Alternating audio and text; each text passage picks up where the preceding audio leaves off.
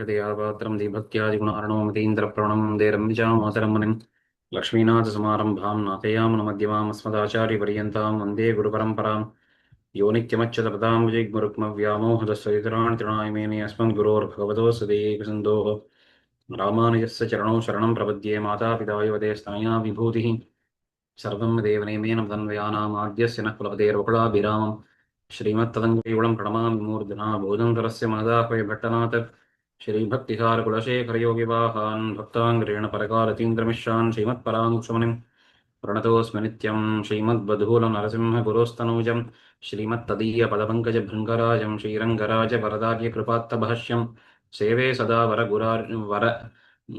सेवे सदा रघुवरार्यमुदारशर्यम् திருமழிசை அண்ணாவப்பங்கார் சுவாமி என்று பிரசித்தரான வாதூல வீரராகவாச்சாரிய சுவாமி அவருடைய கிரந்தமான இந்த ஷண்மத தர்ஷனி என்கிறதை நாம் சேவித்துக் கொண்டு வருகிறோம். இந்த ஷண்மத தர்ஷனின்ற கிரந்தத்திற்கு தசமத தர்ஷனி என்பதாகவும் மற்றொரு பெயர் உண்டு. இதில் 10 மதங்கள் காட்டப்பட்டிருக்கின்றன. முக்கியமாக 6 மதங்களை காட்ட வந்தது இந்த கிரந்தம். அது பிரதான உத்தேசம். பிராசங்கிகமாக மற்றைய 4 மதங்களும் இங்கே காட்டப்பட்டிருக்கின்றன. முதல் 6 மதங்கள் அப்படின்னு சொல்லும் பொழுது பிரம்மசூத்திரங்களை இயற்றிய வேதவியாச பகவான் பாதராயணர் என்று சொல்லப்படக்கூடிய வேதவியாச பகவானாலே அந்த பிரம்மசூத்திரங்களிலே வேதாந்தங்களுக்கு புறம்பாக இருக்கக்கூடியவை என்று தள்ளப்பட்டிருக்கக்கூடிய 6 மதங்கள் அது முதல்ல இங்கே நிரூபிக்கப்பட்டன. கபில பதஞ்சலி கணாத சுகத ஜின பசுபதிகளினுடைய மதங்கள் என்று சொல்லும்படியான அந்த 6 மதங்கள் கண்டிக்கப்பட்டன. அதற்கு எம்பெருமானார் தம்முடைய ஸ்ரீபாஷ்யத்திலே பண்ணியருடைய நிரூபணங்கள் அந்தந்த மதங்களை பூர்வபக்ஷமாக எடுத்துச் சொல்லி அவைகளுக்கு காட்டின மறுப்புகள் அதையெல்லாம் மிக அழகாக தொகுத்து நமக்கு இந்த கிரந்தத்திலே காட்டினார் இந்த சுவாமி. அதற்கு மேலே பிரம்மசூத்திரங்களை வியாக்கியானம் பண்ணி வேதாந்திகளாக இருக்கக்கூடிய மற்றைய வாதிகள், அதாவது இந்த 6 மதங்கள் பாஹ்ய மதங்கள் என்று சொன்னால் வேதாந்தங்களை முக்கிய பிரமாணமாக ஒப்புக்கொண்டு தவறான அர்த்தங்களை சொல்லக்கூடியவர்கள் குதிருஷ்டிகள். அந்த குதிருஷ்டிகள் 4 பிரதானமாக. எம்பெருமானாருக்கு முன்பு இருந்தவர்கள் 3, சங்கர, பாஸ்கர, யாதவர்கள் என்கிற 3 பெயர். அதுல மாயையின் இந்த ஜகத்தானது மாயையினாலே உண்டானது, அது பொய், பிரம்மம் ஒன்றே சத்தியம், பிரம்மத்துக்கு எந்த குணங்களும் கிடையாது என்கிற வாதம் சங்கரராலே முன்வைக்கப்பட்டது. மாயாவாதம் என்று அத்வைதம் என்றும் சொல்லப்படக்கூடிய வாதம். அதற்கு மேலே பாஸ்கரர், யாதவர் இந்த 2 பேரும் முன்வைத்த வாதங்கள் பேதாபேத வாதங்கள். இதுவும் ஒரு விதத்தில் அத்வைதம், ஆனால் பேதாபேத வாதம். அதுல பாஸ்கர பட்சம் யாதவ பட்சம் 2த்தையும் மறுத்தார். அதுல என்ன வித்தியாசம்? பாஸ்கர பட்சத்திலே ஜீவாத்மாவுக்கும் பரமாத்மாவுக்கும் இயல்பாக இருக்கக்கூடியது அபேதம், ஆனா ஒரு உபாதியினாலே ஏதோ ஒரு காரணத்தினாலே செயற்கையாக வந்திருக்கக்கூடியது பேதம் என்பதாக அவருடைய பட்சம்.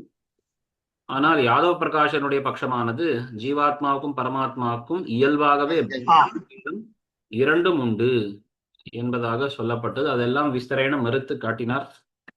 அதற்கு மேலே எம்பெருமானாருக்கு பிற்காலத்திலே வந்த ஒரு வேதாந்தவாதிகள் இந்த மாத்வர்கள். அதுவும் ரொம்ப சுருக்கமாக அந்த மதத்தினுடைய அம்சத்தையும் எடுத்து காட்டுகிறார். அதை நாம் இப்பொழுது சேவிக்க வேணும். எம்பெருமானாருடைய கிரந்தத்திலேயோ இல்ல ஸ்ருத பிரகாசிக்கையிலேயோ இந்த மாத்வ மத கண்டனம் கிடையாது. வேதாந்தாச்சாரியர் கிரந்தங்கள்ல கூட கிடையாது. அதற்கு பின்னாடிதான் இந்த சோழசிம்மபுரம் தொட்டையாச்சாரியர் சுவாமி, மகாச்சாரியர் சுவாமி, சண்டமாருத மகாச்சாரியர் சுவாமி அவருடைய கிரந்தங்கள்லேயும் அதற்கு பின்னாடி வரக்கூடிய கிரந்தங்களிலேயும் இந்த மாத்வ மதத்தினுடைய நிரூபணங்கள், கண்டனங்கள் அதை நாம் பார்க்கலாம். மாத்வ மதத்திலே பிரம்மஸ்வரூபம் நிமித்த காரணமாத்திரம், பிரகிருதி உபாதான காரணம், குணகுணிகளுக்கு அபேதம் உண்டு, சேத்தனா சேத்தனங்களுக்கு பிரம்ம சரீரத்துவம் இல்லை, ஜீவஸ்வரூபங்களுக்கு மித தாரதமியம் உண்டு, உபக்கிரம உபசம்ஹாரங்களிலே உபசம்ஹாரத்துக்கு பிராபல்யம் கொண்டார்கள். ஒரு 6 விஷயங்களை தெரிவிக்கிறார், வித்தியாசப்படக்கூடியது. இதுல என்னன்னா, இந்த மாத்வர்களும் வைஷ்ணவர்கள் தான், விஷ்ணு பரத்வத்தை ஒப்புக்கொள்ளக்கூடியவர்கள். பகவானை உபாசிக்க வேணும், பகவத் ஆராதனம் பண்ண வேணும், அதுதான் மோட்சத்தை தரக்கூடியது என்றும் சொல்லக்கூடியவர்கள் தான். ஆனால் தத்துவங்கள்னு வரும்பொழுது அதுல பல வித்தியாசம் இருக்கு. சித்தாந்தம்னு வரும்பொழுது அதுதான் இங்க எடுத்து காட்டுகிறார். பரமாத்மா எம்பெருமான் பிரம்மம், அந்த பிரம்மத்துக்கு ஜெகத்காரணத்துவம் இருந்த போதிலும் அது நிமித்த காரணத்துவம் தான். அதாவது இந்த தார்க்கிகர்கள் சொல்லுவது போலே, எப்படி ஒரு குடத்தை அந்த குலாலன் குயவன் பண்ணுகிறானோ அதுபோல இந்த ஜெகத்தை பகவான் படைக்கிறான். அப்ப பகவான் ஜெகத்துக்கு கர்த்தா, நிமித்த காரணம் மட்டுமே ஒழிய மூலப்பொருள் என்று உபாதான காரணம் அல்ல. அப்போ இது வேதாந்தத்தினுடைய ரொம்ப முக்கியமான ஒரு அம்சத்தை இவர்கள் கைவிட்டார்கள். ஏன்னா வேதாந்தத்துக்கு, இந்த வேதாந்தத்துக்குன்னு இருக்கக்கூடிய தனிப்பட்ட ஒரு விஷயம் என்னவென்றால் பரமாத்மாவை ஜெகத்துக்கு மூலப்பொருளாகவும் உபாதான பொருளாகவும் கொள்ளுவது என்பது. அதுவே இவர்கள் ஒப்புக்கொள்ளவில்லை. அடுத்தது பிரகிருதி உபாதான காரணம். அப்ப இந்த ஜெகத்துக்கு மூலப்பொருள் எதுனா பிரகிருதி தான், பிரகிருதி தத்துவம் தான். அதை பகவான் விகாரம் அடைய செய்கிறான் என்று. இது காரண விஷயத்தில். அடுத்து குணகுணிகளுக்கு அபேதம் உண்டு. இதுவும் ஒரு ரொம்ப வித்தியாசமான விஷயம். குணங்கள், குணி என்னால் குணத்தை உடைய அந்த வஸ்து. இப்போ நம்முடைய பட்சத்திலே சித்தாந்தத்திலே ஜீவாத்மா குணி, அவனுக்கு ஞானம் ஆனந்தம் இது போன்ற குணங்கள் தனியாக உள்ளன. குணி என்கிற அந்த தத்துவம் வேறு, அவனுடைய குணங்கள் வேறு என்று நாம் சொல்லுகிறோம். ஆனா அப்படி அல்ல. ஜீவாத்மா என்னால் அவனுக்கு தனிப்பட்ட ஞானம் என்கிற குணம் கிடையாது. அவனே ஞானம்தான், அவனே ஆனந்தம். அவனுக்கு ஞானம் ஆனந்தம் என்கிற குணங்கள் கிடையாது, அது வேறுபட்டவை அல்ல, ரெண்டும் ஒண்ணுதான் என்பது அடுத்த வாதம். அதற்கு மேலே சேத்தனா சேதனங்களுக்கு பிரம்ம சரீரத்துவம் கிடையாது. இப்ப நாம சொல்லுவது போலே அந்த அளவுக்கு சேத்தன அச்சேதனங்களுக்கு, சேதனங்கள் ஜீவாத்மா, அச்சேதனம் இந்த ஜடப்பொருள், இவைகளுக்கு பிரம்ம சரீரத்துவம் கிடையாது. நாம சொல்லும்படி அளவுக்கு அந்த ரீதியிலே இவர்கள் சரீரத்துவத்தை ஒப்புக்கொள்வதில்லை. நாம சொல்றது என்ன, சேத்தனா சேதனம் என்பது பகவான் உள்ளே இல்லாமல் ஒரு க்ஷணம் கூட அவைகளால் இருக்க முடியாது. அனைத்து சேத்தனங்கள், அனைத்து அச்சேதனங்கள், இந்த அனைத்து வஸ்துக்களும் அதற்குள்ளே பகவான் இருக்கிறபடியால் தான் சத்தை பெற்றிருக்கின்றன. உள்ளே பகவான் இல்லை என்று சொன்னால் இவர்கள் ஒரு க்ஷணம் கூட ஜீவிக்க மாட்டார்கள் அப்படின்னு சொல்றோம் இல்லையா. இந்த சேத்தனா சேத்தனங்கள் எப்பொழுதும் பரமாத்மாவுக்கு சரீரமாக இருக்கின்றன அப்படி, அதை இவர்கள் அந்த ரீதியிலே கொள்ளுவது கிடையாது. அப்புறம் ஜீவஸ்வரூபங்களுக்கு மிக தாரதமியம், இன்னும் ரொம்ப முக்கியமான ஒரு வித்தியாசம் இது. ஜீவாத்மாக்கள் எல்லோரும் ஸ்வரூபத்திலே சமமானவர்கள் என்பது விசிஷ்டாத்வைத சித்தாந்தம். கர்மத்தின் அடியாக இவர்கள் வெவ்வேறு சரீரங்களை கொள்ளுகிறபடியால் தேவன், மனுஷன், திரியக்கு, ஸ்தாவரம் என்றும் இன்னும் பல பல வித்தியாசங்களும் அவாந்தர வித்தியாசங்களும் ஏற்படுகின்றன ஜீவாத்மாக்களுக்கு. ஆனா இந்த கர்ம கிருதமான கர்மம் முழுக்க கழிய பெற்றால் ஜீவாத்ம ஸ்வரூபத்தில் வித்தியாசமே கிடையாது. வித்தியாசம்னா என்ன, ஜீவாத்மாக்கள் பல பல, ஆனால் எல்லாம் ஒரே விதமாக இருக்கக்கூடியவை. தாரதமியம் என்னால் ஏற்றத்தாழ்வு கிடையாது. பரிசுத்த ஜீவாத்ம ஸ்வரூபத்தில் எந்த விதத்திலும் ஏற்றத்தாழ்வு கிடையாது. எல்லா ஜீவாத்மாக்களுடைய அளவு அணுத்துவம், அணுவாயிருப்பது. எல்லா ஜீவாத்மாக்களுக்கும் தர்மபூத ஞானம் என்பது அது உண்டுதான். எல்லா ஜீவாத்மாக்களும் பகவானுக்கு சேஷப்பட்டவர்கள் தான். இப்படி ஸ்வரூபத்திலோ ஸ்வபாவத்திலோ தன்மையிலோ எல்லாரும் சமமாக இருக்கக்கூடியவர்கள். எல்லாம் ஒண்ணுன்னு சொன்னால் அத்வைதம் மாதிரின்னு அர்த்தம் புரிஞ்சுக்க வேண்டாம். ஜீவாத்மாக்கள் அனந்தங்கள் தான், வேறுபட்டவைகள் தான். ஆனால் இந்த வெவ்வேறு ஜீவாத்மாக்கள் எல்லாம் ஒரே விதமாக இருக்கக்கூடியவர்கள் தான் என்பது வேதாந்த சித்தாந்தம், நம்முடைய கருத்து. ஆனால் இவர்கள் சொல்லுவது சரீரத்தினால வரக்கூடிய பேதத்தை விடுங்கள், ஜீவாத்ம ஸ்வரூபத்திலேயுமே உண்மையிலே ஏற்றத்தாழ்வு உண்டு. அதுக்குள்ளே அவர்கள் மனுஷ்ய, தேவ இத்தியாதி வித்தியாசங்களை அவர்கள் சொல்லுகிறார்கள். உடம்பினால் வந்ததல்ல, அந்த ஆத்மா ஸ்வரூபத்துக்கே வேற்றுமை உண்டாம். அதனால எவ்வளவுதான் ஒருத்தன் பரிசிரமப்பட்டாலும் அவனுடைய ஆத்மா எந்த படியில இருக்கோ அந்த மோட்சத்தை அவன் அடைய முடியும். அதனால மோட்சத்திலும் தாரதமியம்னு சொல்லுவது உண்டு. மோட்சம்னா அந்த ஆனந்தத்திலும் கூட. அப்போ ஒரு சாதாரண ஜீவாத்மான்னு சொன்னா அவனுக்கு எல்லா கர்மங்களும் நீங்க பெற்றாலும் அவனால ஒரு அளவுக்கு தான் ஆனந்தத்தை அனுபவிக்க முடியும். ஆனா இன்னும் சித்தர்கள், ரிஷிகள், தேவர்கள்னு சொன்னா அவர்கள் மோட்சத்தை அடையும் பொழுது இன்னும் பெரிய ஆனந்தத்தை அடைவார்கள். ஆனால் மோட்சத்திலும் ஆனந்த தாரதமியம் உண்டு. அதற்கு மேலே உபக்கிரம உபசம்ஹாரங்களிலே உபசம்ஹாரத்துக்கு பிராபல்யம். இது ஒரு மீமாம்சா நியாய விஷயத்தை பற்றியது. ஒரு பிரகரணம் வருகிறது என்று சொன்னால் அதனுடைய ஆரம்பம் உபக்கிரமம், முடிவு உபசம்ஹாரம். இப்போ இந்த பிரகரணத்துக்கு என்ன கருத்து என்பதை நாம் பார்க்கும் பொழுது ஆதி அந்தத்தை நாம் கணக்கிட வேணும். ஆனா இந்த ஆதி அந்தம்னு ரெண்டுத்துக்குள்ளேயும் ஆதியிலே இருப்பதுதான் பிரபலம் என்பது எல்லா சாஸ்திரக்காரர்களும் ஒப்புக்கொண்ட விஷயம். ஆனா இவர்கள் மட்டும் அதுக்கு நேர்மாறாக முதலை காட்டிலும் முடிவுதான் முக்கியம், அதனால் உபக்கிரமத்தை காட்டிலும் உபசம்ஹாரம் தான் பிரபலம். ஒரு பிரகரணத்துக்கு தாற்பயத்தை நாம் நிர்ணயிக்க வேணும் என்று சொல்லும் பொழுது உபக்கிரம உபசம்ஹாரங்களை சேர்த்து கொள்ள வேணும். ஆனா அவைகளுக்குள்ளே வித்தியாசம் வருமாகில் இறுதியான விஷயத்தை தான் முக்கியமாக கொண்டு அதற்கு ஏற்றா போலே ஆதியான விஷயத்தை மாற்றிக்கொள்ள வேண்டியது என்பதும் இவர்கள் சொல்லுவது. இதற்கு பதில் காட்டுகிறார். இதுவும் அனுபபன்னம், இது தவறு. ஸ்ருதி ஸ்மிருதி இதிகாச புராணங்களிலே பிரம்மத்துக்கு ஜெகதுபாதான காரணத்துவம் சொல்லுகையாலே தது அபலாபம் கூடாது. அபலாபம் அதை மறுத்தல். வேதங்கள், மனு யாக்ஞவல்கியாதி ஸ்மிருதிகள், ஸ்ரீராமாயணம், மகாபாரதங்கள், அப்புறம் விஷ்ணு புராணாதிகள் ஆக இப்பேற்பட்ட அனைத்து பிரமாண கிரந்தங்களிலும் பரபிரம்மமானது ஜகத்துக்கு, இந்த சம்சாரத்துக்கு உபாதான காரணமாகவும் உள்ளது என்று மிக தெளிவாக காட்டப்பட்டிருக்கிறபடியால் அதை ஒப்புக்கொள்ளாமல் மறுப்பது தவறு. முதல் விஷயம். இரண்டாவது, சேதனா சேத்தனங்களுக்கு பிரம்ம சரீரத்துவம் ஸ்ருத்தியாதி சித்தமாகையாலே தியாகம் அனுச்சிதம். இந்த ஜீவாத்மாக்களும் ஜடப்பொருளும் சேதனா சேத்தனங்கள் இரண்டு தத்துவங்களும் பரமாத்மாவுக்கு சரீரமானவை. பரமாத்மாவை விட்டு பிரியாமல் பரமாத்மாவுக்கு அதீனமான தன் ஸ்வரூப சத்தை முதலியவரை கொண்டவைகளாய் இருக்கக்கூடியவைகள். எனவே பரபிரம்மத்துக்கு சரீரம்தான் இவைகள் என்பதையும் நீங்கள் ஒப்புக்கொள்ள வேண்டும். ஏன்னா இதுவும் பறக்க அனைத்து பிரமாணங்களிலேயும் காட்டப்பட்டிருக்கிறது.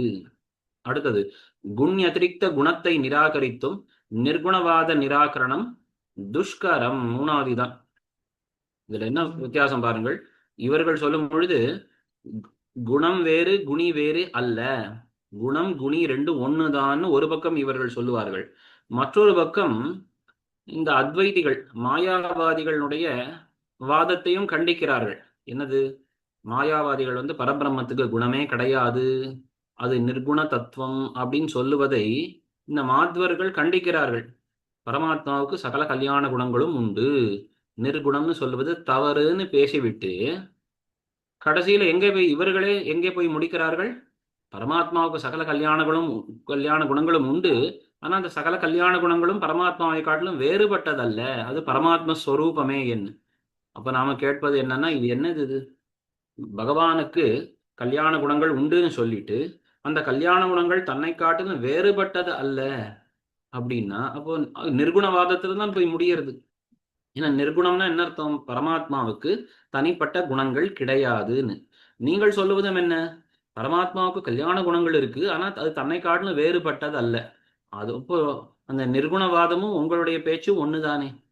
அதனால அந்த ஆத்ம தத்துவத்தை காட்டிலும் குணியை காட்டிலும் குணங்கள் வேறுபட்டவைன்னு கொள்ளாத பொழுது நிர்குணவாதத்தை உங்களால் மறுக்க முடியாது.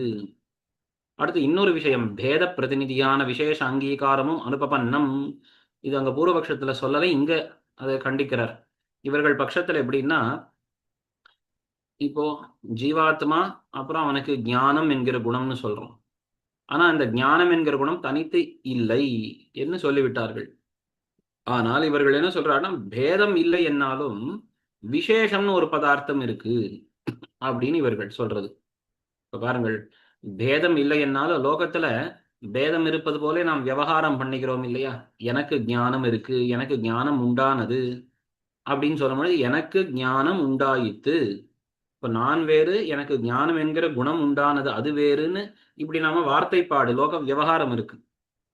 அப்ப இவர்கள் சொல்லுவது என்னன்னா, ஞானத்துக்கும் இந்த ஆத்மாவுக்கும் வேற்றுமை கிடையாது. ஆனா வேற்றுமை இருப்பது போல விவகாரம் பண்ணுவதற்கு அடிப்படை காரணம் என்னவென்றால் இந்த விசேஷம் என்கிற ஒரு தத்துவம். இப்போ பேதம் இல்லை என்னாலும் அந்த பேத விவகாரம், பேத பிரதிநிதி அப்படின்னார்கள். பேதம் செய்யக்கூடிய காரியத்தை பண்ணக்கூடியது எதுன்னா விசேஷம் என்கிற பதார்த்தம் அப்படின்னு. இப்ப இதையும் கண்டிக்கிறது என்ன இது எதற்கு இப்படி வீணான ஒரு வஸ்துவை ஒப்புக்கொள்ள வேண்டியது? பேதத்தின் காரியம் நடக்கிறதுனா பேதம் இருக்குன்னு தான் சொல்லணும். பேதம் இல்லை விசேஷம் இருக்குன்னு சொல்லுவது தவறு. குணகுணி பாவத்துக்கு பேதம் உபபாதகமாகையால் பேதம் இல்லையாகில் தர்மதர்மி பாவம் கூடாது. பேதம் இல்லாவிடலும் தர்மி பாவ சித்தியர்த்தம் விசேஷம் என்னல் தான் காட்டினார். குணகுணி பாவம் என்ன சொன்னால் அதற்கு பேதம் தான் அடிப்படை. பகவானுக்கு பல குணங்கள் உண்டு, பகவான் குணங்களை கொண்டவன் அப்படின்னு இப்படி சொல்ல வேண்டும் என்னால் அப்போ பகவான் வேறு, அவனிடத்தில் இருக்கும் குணங்கள் வேறுன்னு பேதம் சொல்லி ஆகணும். பேதம் என் இல்லைன்னு சொன்னா ரெண்டு வஸ்துன்னு எப்படி வரும்? இது வேறு அது வேறுன்னு எப்படி சொல்லுவது? இது தர்மம் இது தர்மின்னு எப்படி சொல்லுவது அப்படின்னு நம்ம கேட்கிறோம். அதுக்கு உடனே அவர்கள் சொல்ற பதில், இல்ல பேதம் என்று இல்லைனா கூட அந்த தர்ம தர்மி பாவத்தை நாம் சொல்லுவதற்காக தான் விசேஷம்னு ஒரு வஸ்துவை ஒப்புக்கொள்கிறோம் அப்படின்னா அவங்க கேட்கிறார், இது கிளிப்தமோ கல்பியமோ? அது கிளிப்தம் என்ன ஒண்ணாது அசித்தமாகையாலே. நாம் கேட்கிற கேள்வி என்னன்னா, இப்ப பேதம் இல்லை ஆனா பேதம் செய்யக்கூடிய காரியத்தை எல்லாம் இந்த விசேஷம்னு ஒண்ணு பண்ணும்னு சொன்னா இந்த விசேஷம்ன்றது எதுக்கு நீங்கள் ஒத்துக்கொள்கிறீர்கள்? விசேஷம்ன்ற கிளிப்தம்னா முதல்லயே அது சித்தமாக இருக்கா? சித்தமாக இல்லை, நீங்கள் தான் புதிதாக அதை கல்பனம் பண்ணுகிறீர்கள். அது கல்பிக்க வேணும்னு சொன்னா எதுக்கு கல்பிக்கணும்? பேதம்ன்ற ஒரு வஸ்துவை ஒப்புக்கொண்டாலே போதும், இல்லாத ஒரு புதிய வஸ்துவை கொண்டு வர வேணுமா? இனி கல்பியம் என்னில் பிரயோஜன நிரபேட்ச கல்பனம் அனுசிதம் ஆகையாலே விசேஷ கல்பனம் அனுபபன்னம். நீங்கள் விசேஷம் என்கிறதை சொல்லி அதை கல்பனம் பண்ணுவதெல்லாம் மிக தவறு, இது யுக்திக்கு பொருந்தாது. இதோட முடிச்சுட்டார். இன்னும் பல தூஷணங்கள் இருக்கு, அதெல்லாம் பூர்வர்கள் கிரந்தத்திலே பார்த்து கொள்ளுங்கள். இங்கே முடிக்கிறார். ஜாத்தியாதி தோஷங்கள் பாராசரிய விஜயாதிகளிலே விஸ்தரேன சொல்லப்பட்டன. இந்த ஜாத்தியாதி தோஷம், ஜாதி தோஷம், சல தோஷம் அப்படின்னா, ஜாதி தோஷம்னு சொன்னால் தான் சொல்லக்கூடிய ஒரு பதில் அது தனக்கே விரோதமாக போய் முடியக்கூடியது. அதுதான் ஜாதி தோஷம்னு சொல்லும். ஸ்வவியாகாதம் உத்தரம், ஸ்வவியாகாதகம் உத்தரம். தான் சொல்லக்கூடிய ஒரு பதிலானது தனக்கே விரோதியாக போய் முடியும். அப்பேற்பட்ட சில வாதங்கள்லாம் ஜாதி தோஷங்கள்னு சொல்றது உண்டு. அப்ப இது மாதிரி பல தோஷங்கள் எல்லாம் பாராசரிய விஜயம் என்பது தொட்டையாச்சாரியர் சுவாமி மகாச்சாரிய சுவாமி அருளி செய்த கிரந்தம். அந்த பாராசரிய விஜயம் முதலிய கிரந்தங்களிலே விஸ்தரேன சொல்லப்பட்டிருக்கின்றன, அதை பார்த்து கொள்ளுங்கள் அப்படின்ட்டார். நீலகண்ட பாஷ்ய பிரக்கிரியையும் சூத்திர சுவாரஸ்ய விருத்தை என்று பாராசரிய விஜயாதிகளிலே சொல்லப்பட்டது. இப்ப இன்னொரு விஷயத்தை எடுக்கிறார். இப்ப 4 மதங்கள் கண்டிக்கப்பட்டன இல்லையா? குதிருஷ்டி மதங்கள், பிரம்மசூத்திரத்துக்கு தவறான அர்த்தம் கல்பிக்கக்கூடிய 4வரின் மதம் கண்டிக்கப்பட்டன. இன்னும் ஒரு மதம் இருக்கு அப்படின்றத இங்க காட்டுறார். நீலகண்ட பாஷ்யம், நீலகண்ட மதம். நீலகண்டர் ஸ்ரீகண்டர் அப்படின்ற அவர் ஒருத்தருக்கு பெயர். அவர் பண்ணின ஒரு பாஷ்யமம். அது என்ன பாஷ்யம் அப்படின்னு பார்த்தா நம்முடைய ஸ்ரீபாஷ்யத்தை அப்படியே எடுத்து அதையே எழுதியிருப்பார் அந்த ஒரு கர்த்தா. நாம் சொல்லக்கூடிய இந்த சரீர ஆத்மபாவம் இந்த கொள்கையெல்லாம் அப்படியே ஒப்புக்கொண்டு இங்கிருந்து அதை திருடி அதை சிவனுக்கு ஏறிட்டு, இப்ப நாம ஸ்ரீமன் நாராயணன் புருஷோத்தமன் அவன்தான் பரமாத்மான்னு சொல்லி என்னென்ன விஷயங்களை சொல்லியிருக்கோமோ, எம்பெருமானார் எதை காட்டியிருக்காரோ அதை எல்லாம் அப்படியே எடுத்துக்கொண்டு சிவனிடத்துல ஆரோபித்து பண்ணப்பட்ட ஒரு பாஷ்யம் தான் நீலகண்ட பாஷ்யம். அது ரொம்ப பிற்காலத்திலே வந்த ஒரு பாஷ்யம் தான்.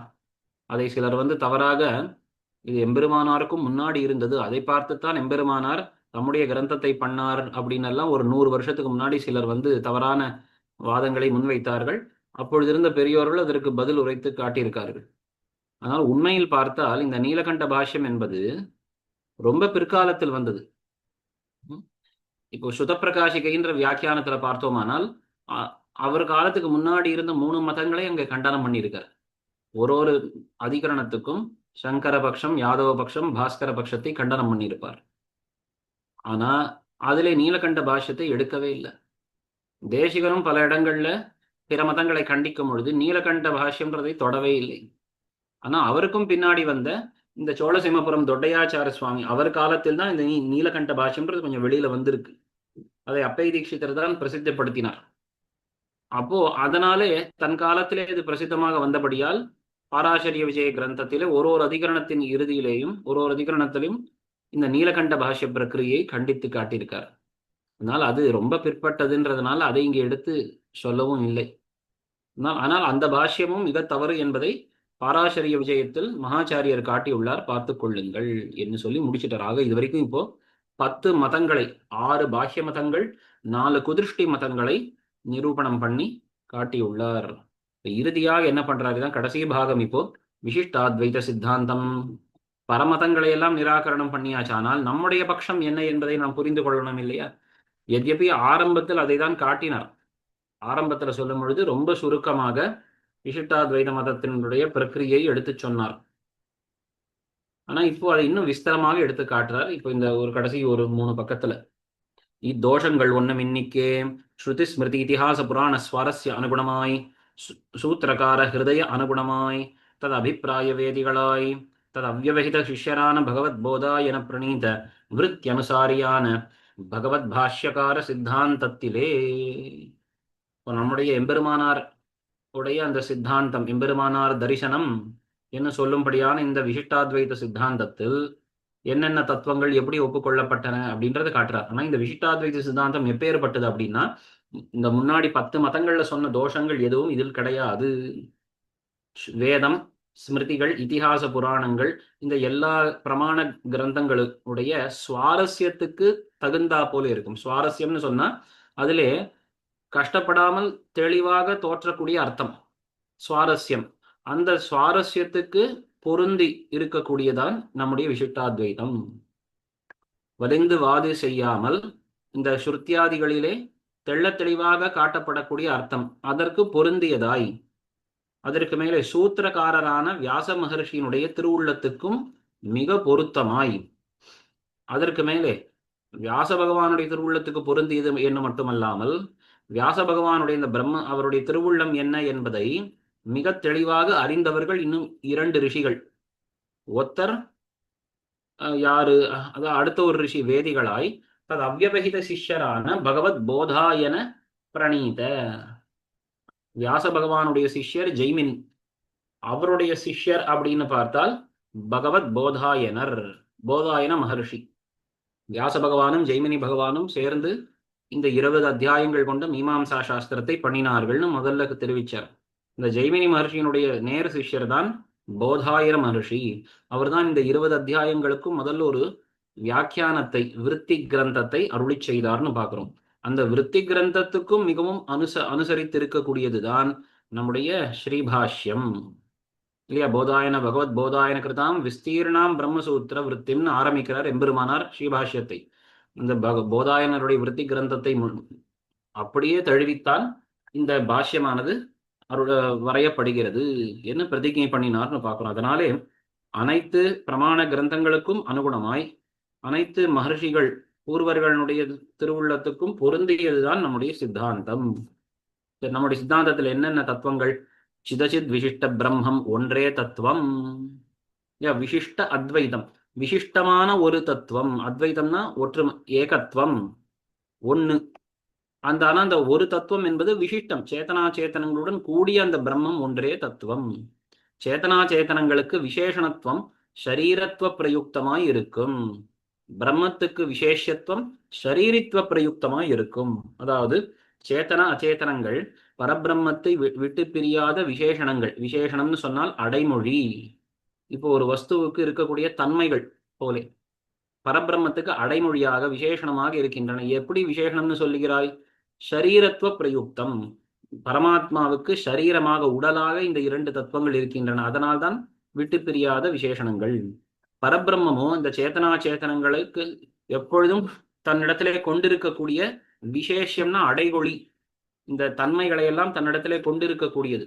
இப்போ ஒரு பானையை பார்த்து இல்ல ஒரு புஷ்பத்தை பார்த்து நல்ல நறுமணத்தோடு இருக்கே, இல்ல நல்ல நிறத்தில் இருக்கே, நல்ல சிவந்து இருக்கே அப்படின்னா அது சிவப்பு அப்படின்றது அதற்கு தன்மை. சிவப்பு தன்மையை கொண்டிருக்கக்கூடிய அந்த புஷ்பம் தான் விசேஷம். அதில் இருக்கக்கூடிய தன்மையான அந்த சிவப்பு ரூபம், நிறம்தான் அதனுடைய விசேஷணம் அப்படின்னு சொல்றோம். இங்க பரமாத்மா பிரம்மமானது ஆத்மாவாக இருக்கிறபடியால் விசேஷம், சேத்தனா சேதனங்கள் சரீரமாக இருக்கிறபடியால் விசேஷணங்கள். போகாயதனம் சேஷ்டாசிரயம் கரபாதாதி யுக்தம் இத்தியாதி பிரவருத்தி நிமித்தங்கள் அவ்வியாப்தங்களாகையாலே ஸ்ருதி ஸ்மிருத்தியாதி சர்வ பிரயோக அனுமதமாய். இப்ப ஷரீரம் என்னால் என்ன? இதை எம்பெருமானார் தான் ரொம்ப அழகாக ஷரீர லட்சணத்தை வகுத்து காட்டினார்.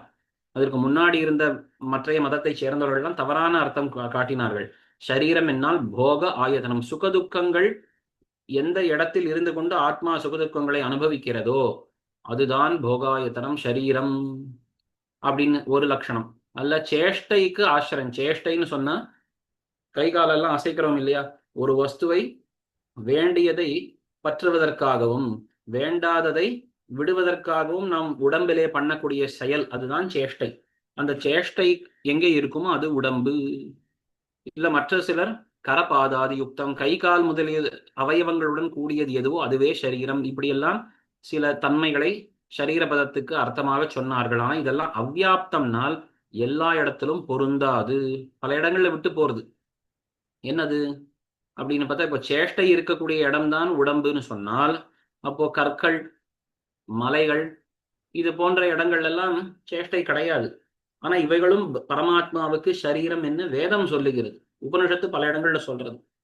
அப்போ இந்த தன்மைகள் எல்லாம் அனைத்து சேத்தனா சேத்தனங்களுக்கும் வராது.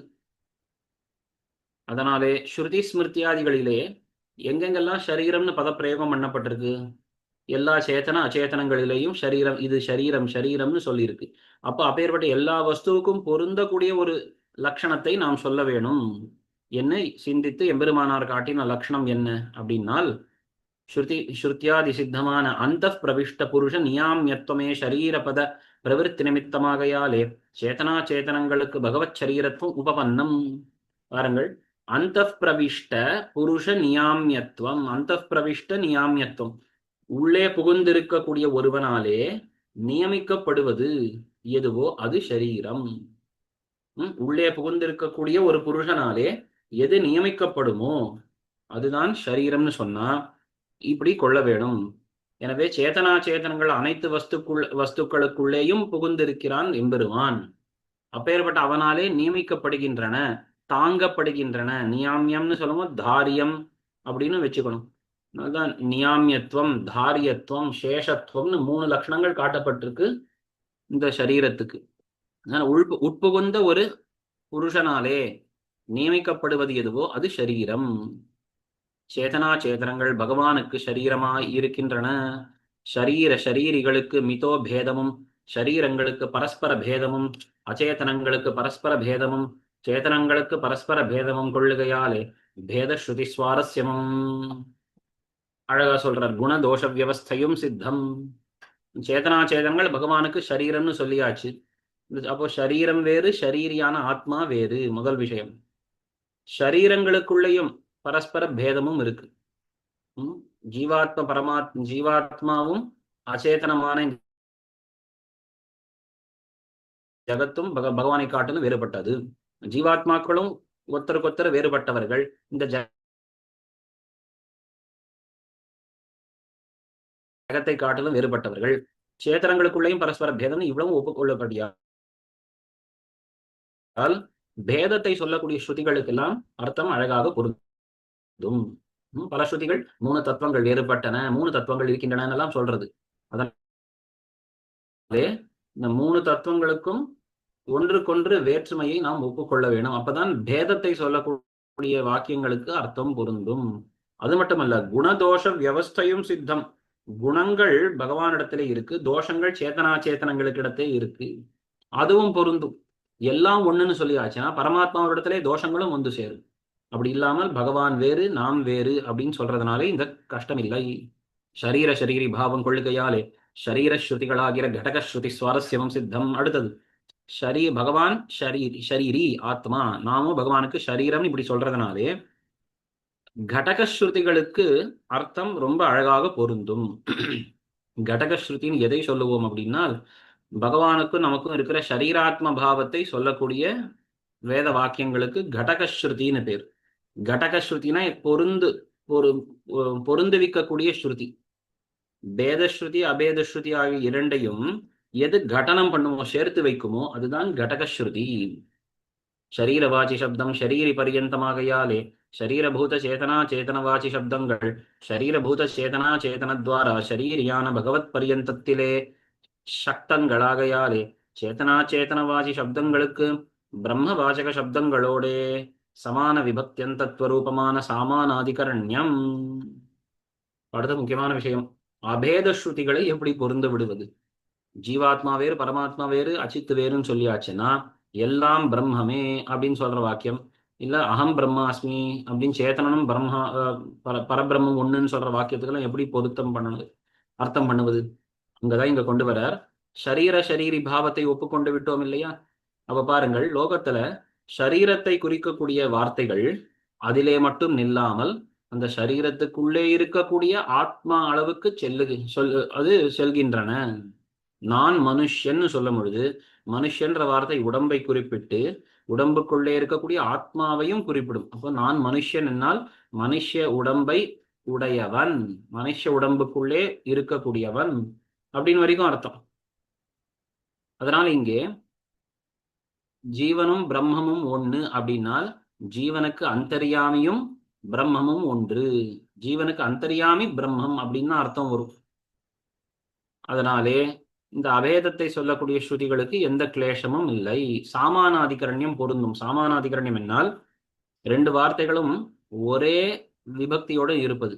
அதாவது இப்ப பாருங்கள், அகம் பிரம்ம அப்படின்னு சொல்லுவோம், நான் பரமாத்மா, நான் பரபிரம்மம்னு சொன்னால் நான் என்கிற வார்த்தை வெறும் ஜீவாத்மாவை குறிப்பிடாமல் ஜீவாத்மாவுக்கு அந்தர்யாமி பரபிரம்மம் அப்படின்னு போய் முடியும். எனவே சேத்தனா சேதனங்களை சொல்லக்கூடிய சப்தங்கள் பரபிரம்மத்தை சொல்லக்கூடிய சப்தங்களோட ஒரு சேர படிக்கப்பட்டிருக்கின்றனவெல்ல இப்ப இல்லையா? அதுதான் சமான விபக்தியந்தத்துவமாகிற சாமானாதிகரண்யம். இப்போ ஹரி, இப்போ முனியே, நான்முகனே, முக்கண்ணப்பான்னு சொல்லும் பொழுது முனி அப்படின்னா எம்பெருமான். அந்த எம்பெருமானே தான் சிவன், எம்பெருமானே தான் நான்முகன்னு சொல்லும் பொழுது நான்முகனுக்கும் எம்பெருமானுக்கும் சாமானாதிகரண்யம் இருக்கு. சமான சப்தம், சமான ரீதியிலே சப்தம் படிக்கப்பட்டிருக்கு. அதற்கு இப்போ பொருத்தம் காட்டப்பட்டாச்சு. சேதனா சேதன விசிஷ்ட ஸ்வரூபத்துக்கும் சார்வஜாதி விசிஷ்ட ஸ்வரூபத்துக்கும் தாதாத்மிய போதகமாகையாலே அபேதஸ்ருதி சுவாரஸ்யமும் சித்தம்.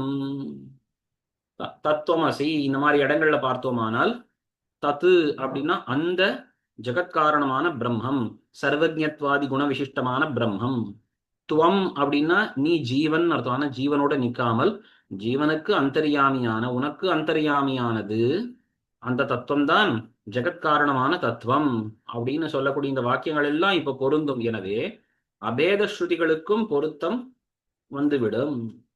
ஷரீரி பாவாதிகளை கொண்டு உபபாதிக்கப்படுகிற விசிஷ்ட தாதாத்மியம் விசிஷ்டாத்வைதம் எனப்படும். விசிஷ்ட அத்வைத்தம்னா என்ன அர்த்தம்? விசிஷ்ட வஸ்துவின் தாதாத்மியம்னா ஏகத்துவம். விசிஷ்ட வஸ்து ஒன்றாகவே இருக்கு. இப்போ நாமும் ஒரே தத்துவம்னு தான் சொல்றோம், அத்வைதம். ஆனா அந்த ஒரு தத்துவம் என்பது சேதனா சேதனங்களும் கூடிய விசிஷ்டமான ஒரு தத்துவம் அப்படின்னு சொல்றோம். இப்படி முக்கியமாக அன்னிக்கே இதுதான் நாம் சொல்லக்கூடிய இந்த அபேத ஸ்ருதிகளுக்கு அர்த்தம். முக்கியமான அர்த்தம்னா ரொம்ப பிரதானமான அர்த்தம். அது கவுனமான அர்த்தம் அல்ல. ஆனா மற்றவர்கள் சொல்லுவது என்ன? கவுனமான அர்த்தம். இந்த மாத்வர்கள் துவைதிகள் சொல்லக்கூடியது கவுனமான அர்த்தம். அவர்களும் அபேத ஸ்ருதிகளுக்கு எப்படி அர்த்தம் சொல்லுவார்கள்னா, ராஜா ராஷ்டிரம் என்னுமா போலே சாமானாதிகரண்யத்தை அமுக்கியமாக கொள்ளுகை துவைதம் எனப்படும். விசிஷ்டாத்வைத்தம்னா என்ன, துவைத்தம்னா என்ன அப்படின்றத வித்தியாசப்படுத்தி காட்டுறார். விசிஷ்டாத்வைத்தம் என நாமும் ஜீவன் வேறு பரமாத்மா வேறு ஜெகத் அச்சித்து வேறுன்னு சொல்றோம். துவைத்திகளும் அதை தானே சொல்லுகிறார்கள். என்ன வித்தியாசம்னா அதுக்கு பதில் காட்டுறாருங்க. அப்படி இல்லை, நாம சொல்லும் பட்சத்தில் அந்த அபேத ஸ்ருதிகளுக்கு இன்னும் அர்த்தம் நெருங்கியே இருக்கும். ரொம்ப பொருத்தமான அர்த்தமாக இருக்கும். என்ன பொருத்தமான அர்த்தம் அப்படின்னால், ஷரீராத்ம பாவத்தை கொண்டு நாம் அர்த்தம் சொல்லுகிறோம். இப்போ விசிஷ்ட வஸ்து ஒண்ணுதான் அப்படின்னு ஒப்புக்கொள்வது விசிஷ்டாத்வைதம். ஆனா இவர்கள் சொல்லுவது பாருங்கள், ராஜாவே தான் இந்த ராஜ்யம். இல்லையா? லோகத்துல பிரயோகம் இருக்கு, இந்த அரசன்தான் இந்த ராஜ்யமே. இல்லையா? அரசனை நான் காப்பாத்திட்டோம்னா ராஜ்யமே காப்பாற்றப்பட்டோம். ஏன்னா அரசன்தான் ராஜ்யம், அரசன்தான் இந்த தேசமே அப்படின்னு சொல்லும்போது அரசனே இந்த ராஜ்யம்னு சொன்னா அது எப்படி பொருந்தும்? அரசன் வேறு, அவனால் ஆளப்படக்கூடிய ராஜ்யம் வேறுதான். ஆனால் அங்கே என்ன தாற்பயம்? அரசனே ராஜ்யம் என்னால் அரசன் தான் இந்த ராஜ்யத்துக்கு முக்கியமானவன், அவனுக்கு கட்டுப்பட்டதுதான் இந்த ராஜ்யம்னு இந்த அர்த்தத்துல அப்படி பிரயோகம் பண்றோம். அது அமுக்கியமான அர்த்தம் தானே, அது முக்கியமான அர்த்தம் அல்ல. ஆனால் ஷரீராத்ம பாவத்தை கொண்டு நாம் சொல்லக்கூடிய அபேதம் என்பது முக்கியமான அர்த்தம். அது துவைதம். இந்த துவைத பட்சத்திலே ஷரீர ஸ்ருதிகளுக்கு சுவாரஸ்ய அபாவம் சித்தம். ஷரீராத்ம பாவத்தை சொல்லக்கூடிய வாக்கியங்களுக்கு முக்கிய அர்த்தம் அவர்களால் சொல்ல முடியாது. விசிஷ்ட வாசகங்களான ஜீவ பரவிஷய சப்தங்களுக்கு விசேஷணங்களை விட்டு விசேஷ ஸ்வரூபத்திலே லக்ஷணை கொண்டு சுத்த ஸ்வரூபைக்கியம் கொள்ளுகை அத்வைதம் எனப்படும். அத்வைத பட்சம் என்னால் என்ன அப்படின்னால், இப்போ தத்து துவம் அசி அந்த வாக்கியத்தை வச்சுன்னு சொல்ற. தத்து என்னால் அந்த பரபிரம்மம், துவம் என்னால் இந்த ஜீவாத்மா அப்படின்னு ரெண்டு அர்த்தம். ஆனா ஜீவனும் பரமாத்மாவும் ஒண்ணுன்னா நேரடியா ஒன்னா சொல்ல முடியாது. ஏன்னா ஜீவாத்மா என்னால் அசக்தனாய் அஜ்ஞானியாய் இருக்கக்கூடியவன், இவன் இருக்கக்கூடிய ஒரு ஆத்மா. தத்துன்னு பரமாத்மான்னா சர்வஜனாய் சர்வசக்தனாய் இருக்கக்கூடிய ஆத்மா. இப்ப இந்த ரெண்டு இடத்துலையும் இந்த தன்மைகளை தள்ளி விட்டுட்டு வெறும் ஆத்மான்றது எடுத்துக்கணும். அதான் நீங்க அர்த்தம் காட்டுறார். விசிஷ்டமான அர்த்தத்தை சொல்லக்கூடிய சப்தங்களிலே விசேஷணங்களை விட்டு விசேஷ ஸ்வரூபத்துக்கு ஐக்கியம் சொல்லுவது. சர்வஜத்துவம் சக்தத்துவம் விட்டுட்டு வெறும் ஆத்மான்னு எடுத்துக்கணும்.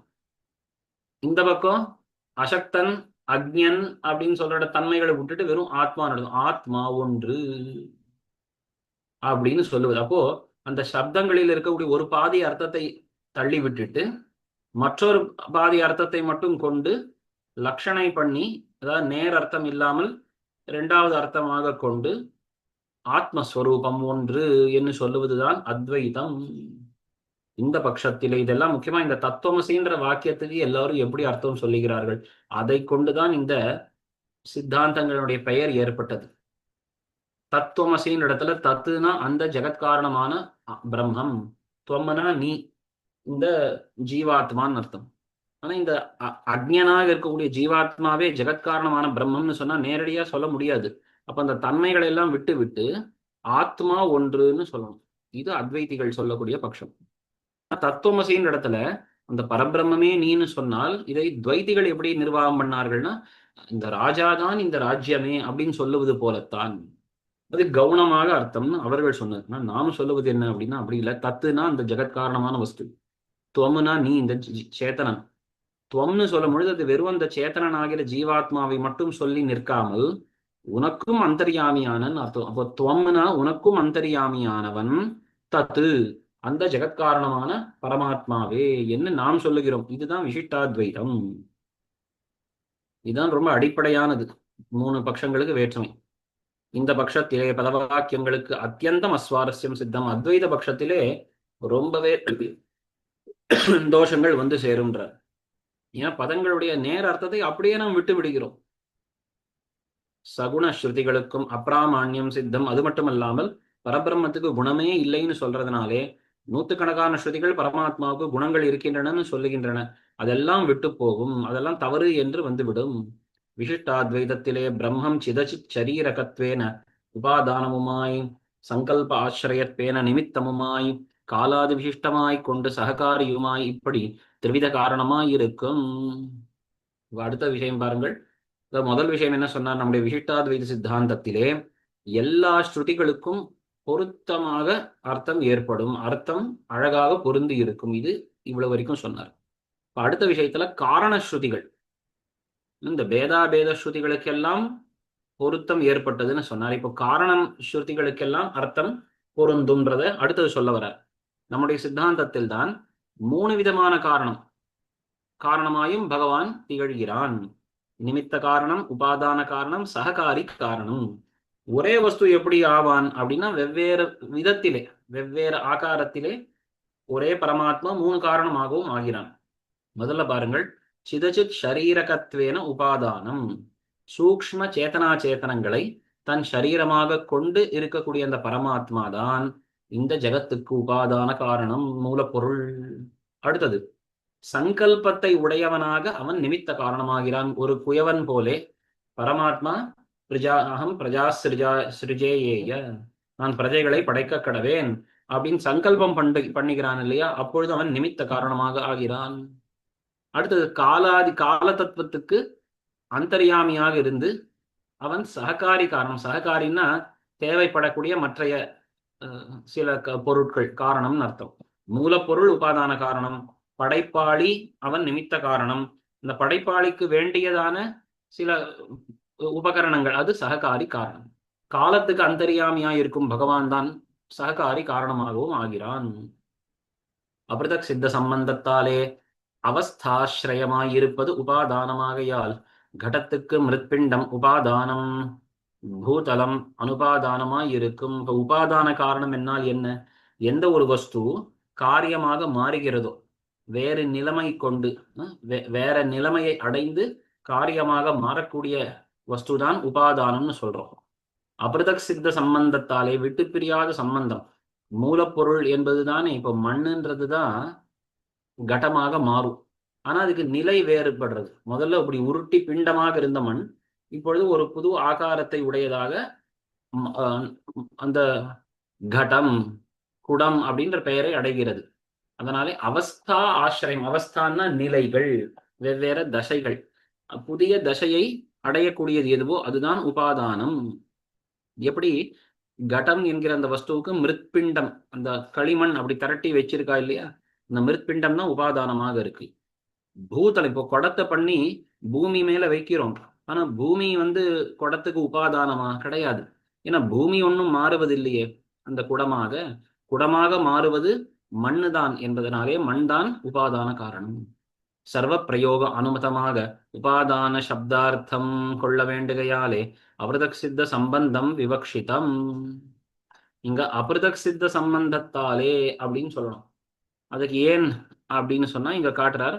உபாதான காரணம்னு சொல்லும் பொழுது எல்லா இடங்கள், இப்ப சரீர சப்தத்துக்கு மாதிரி இங்கே உபாதானம்னு எதையெல்லாம் நாம் லோகத்திலே சொல்லுகிறோமோ அது எல்லா இடத்துக்கும் பொருந்தக்கூடிய ஒரு அடையாளம், லட்சணத்தை நாம் சொல்ல வேணும். அதனாலே அபிருதக் சித்த சம்பந்தேன அப்படின்னு சேர்த்து கொள்ள வேண்டியது.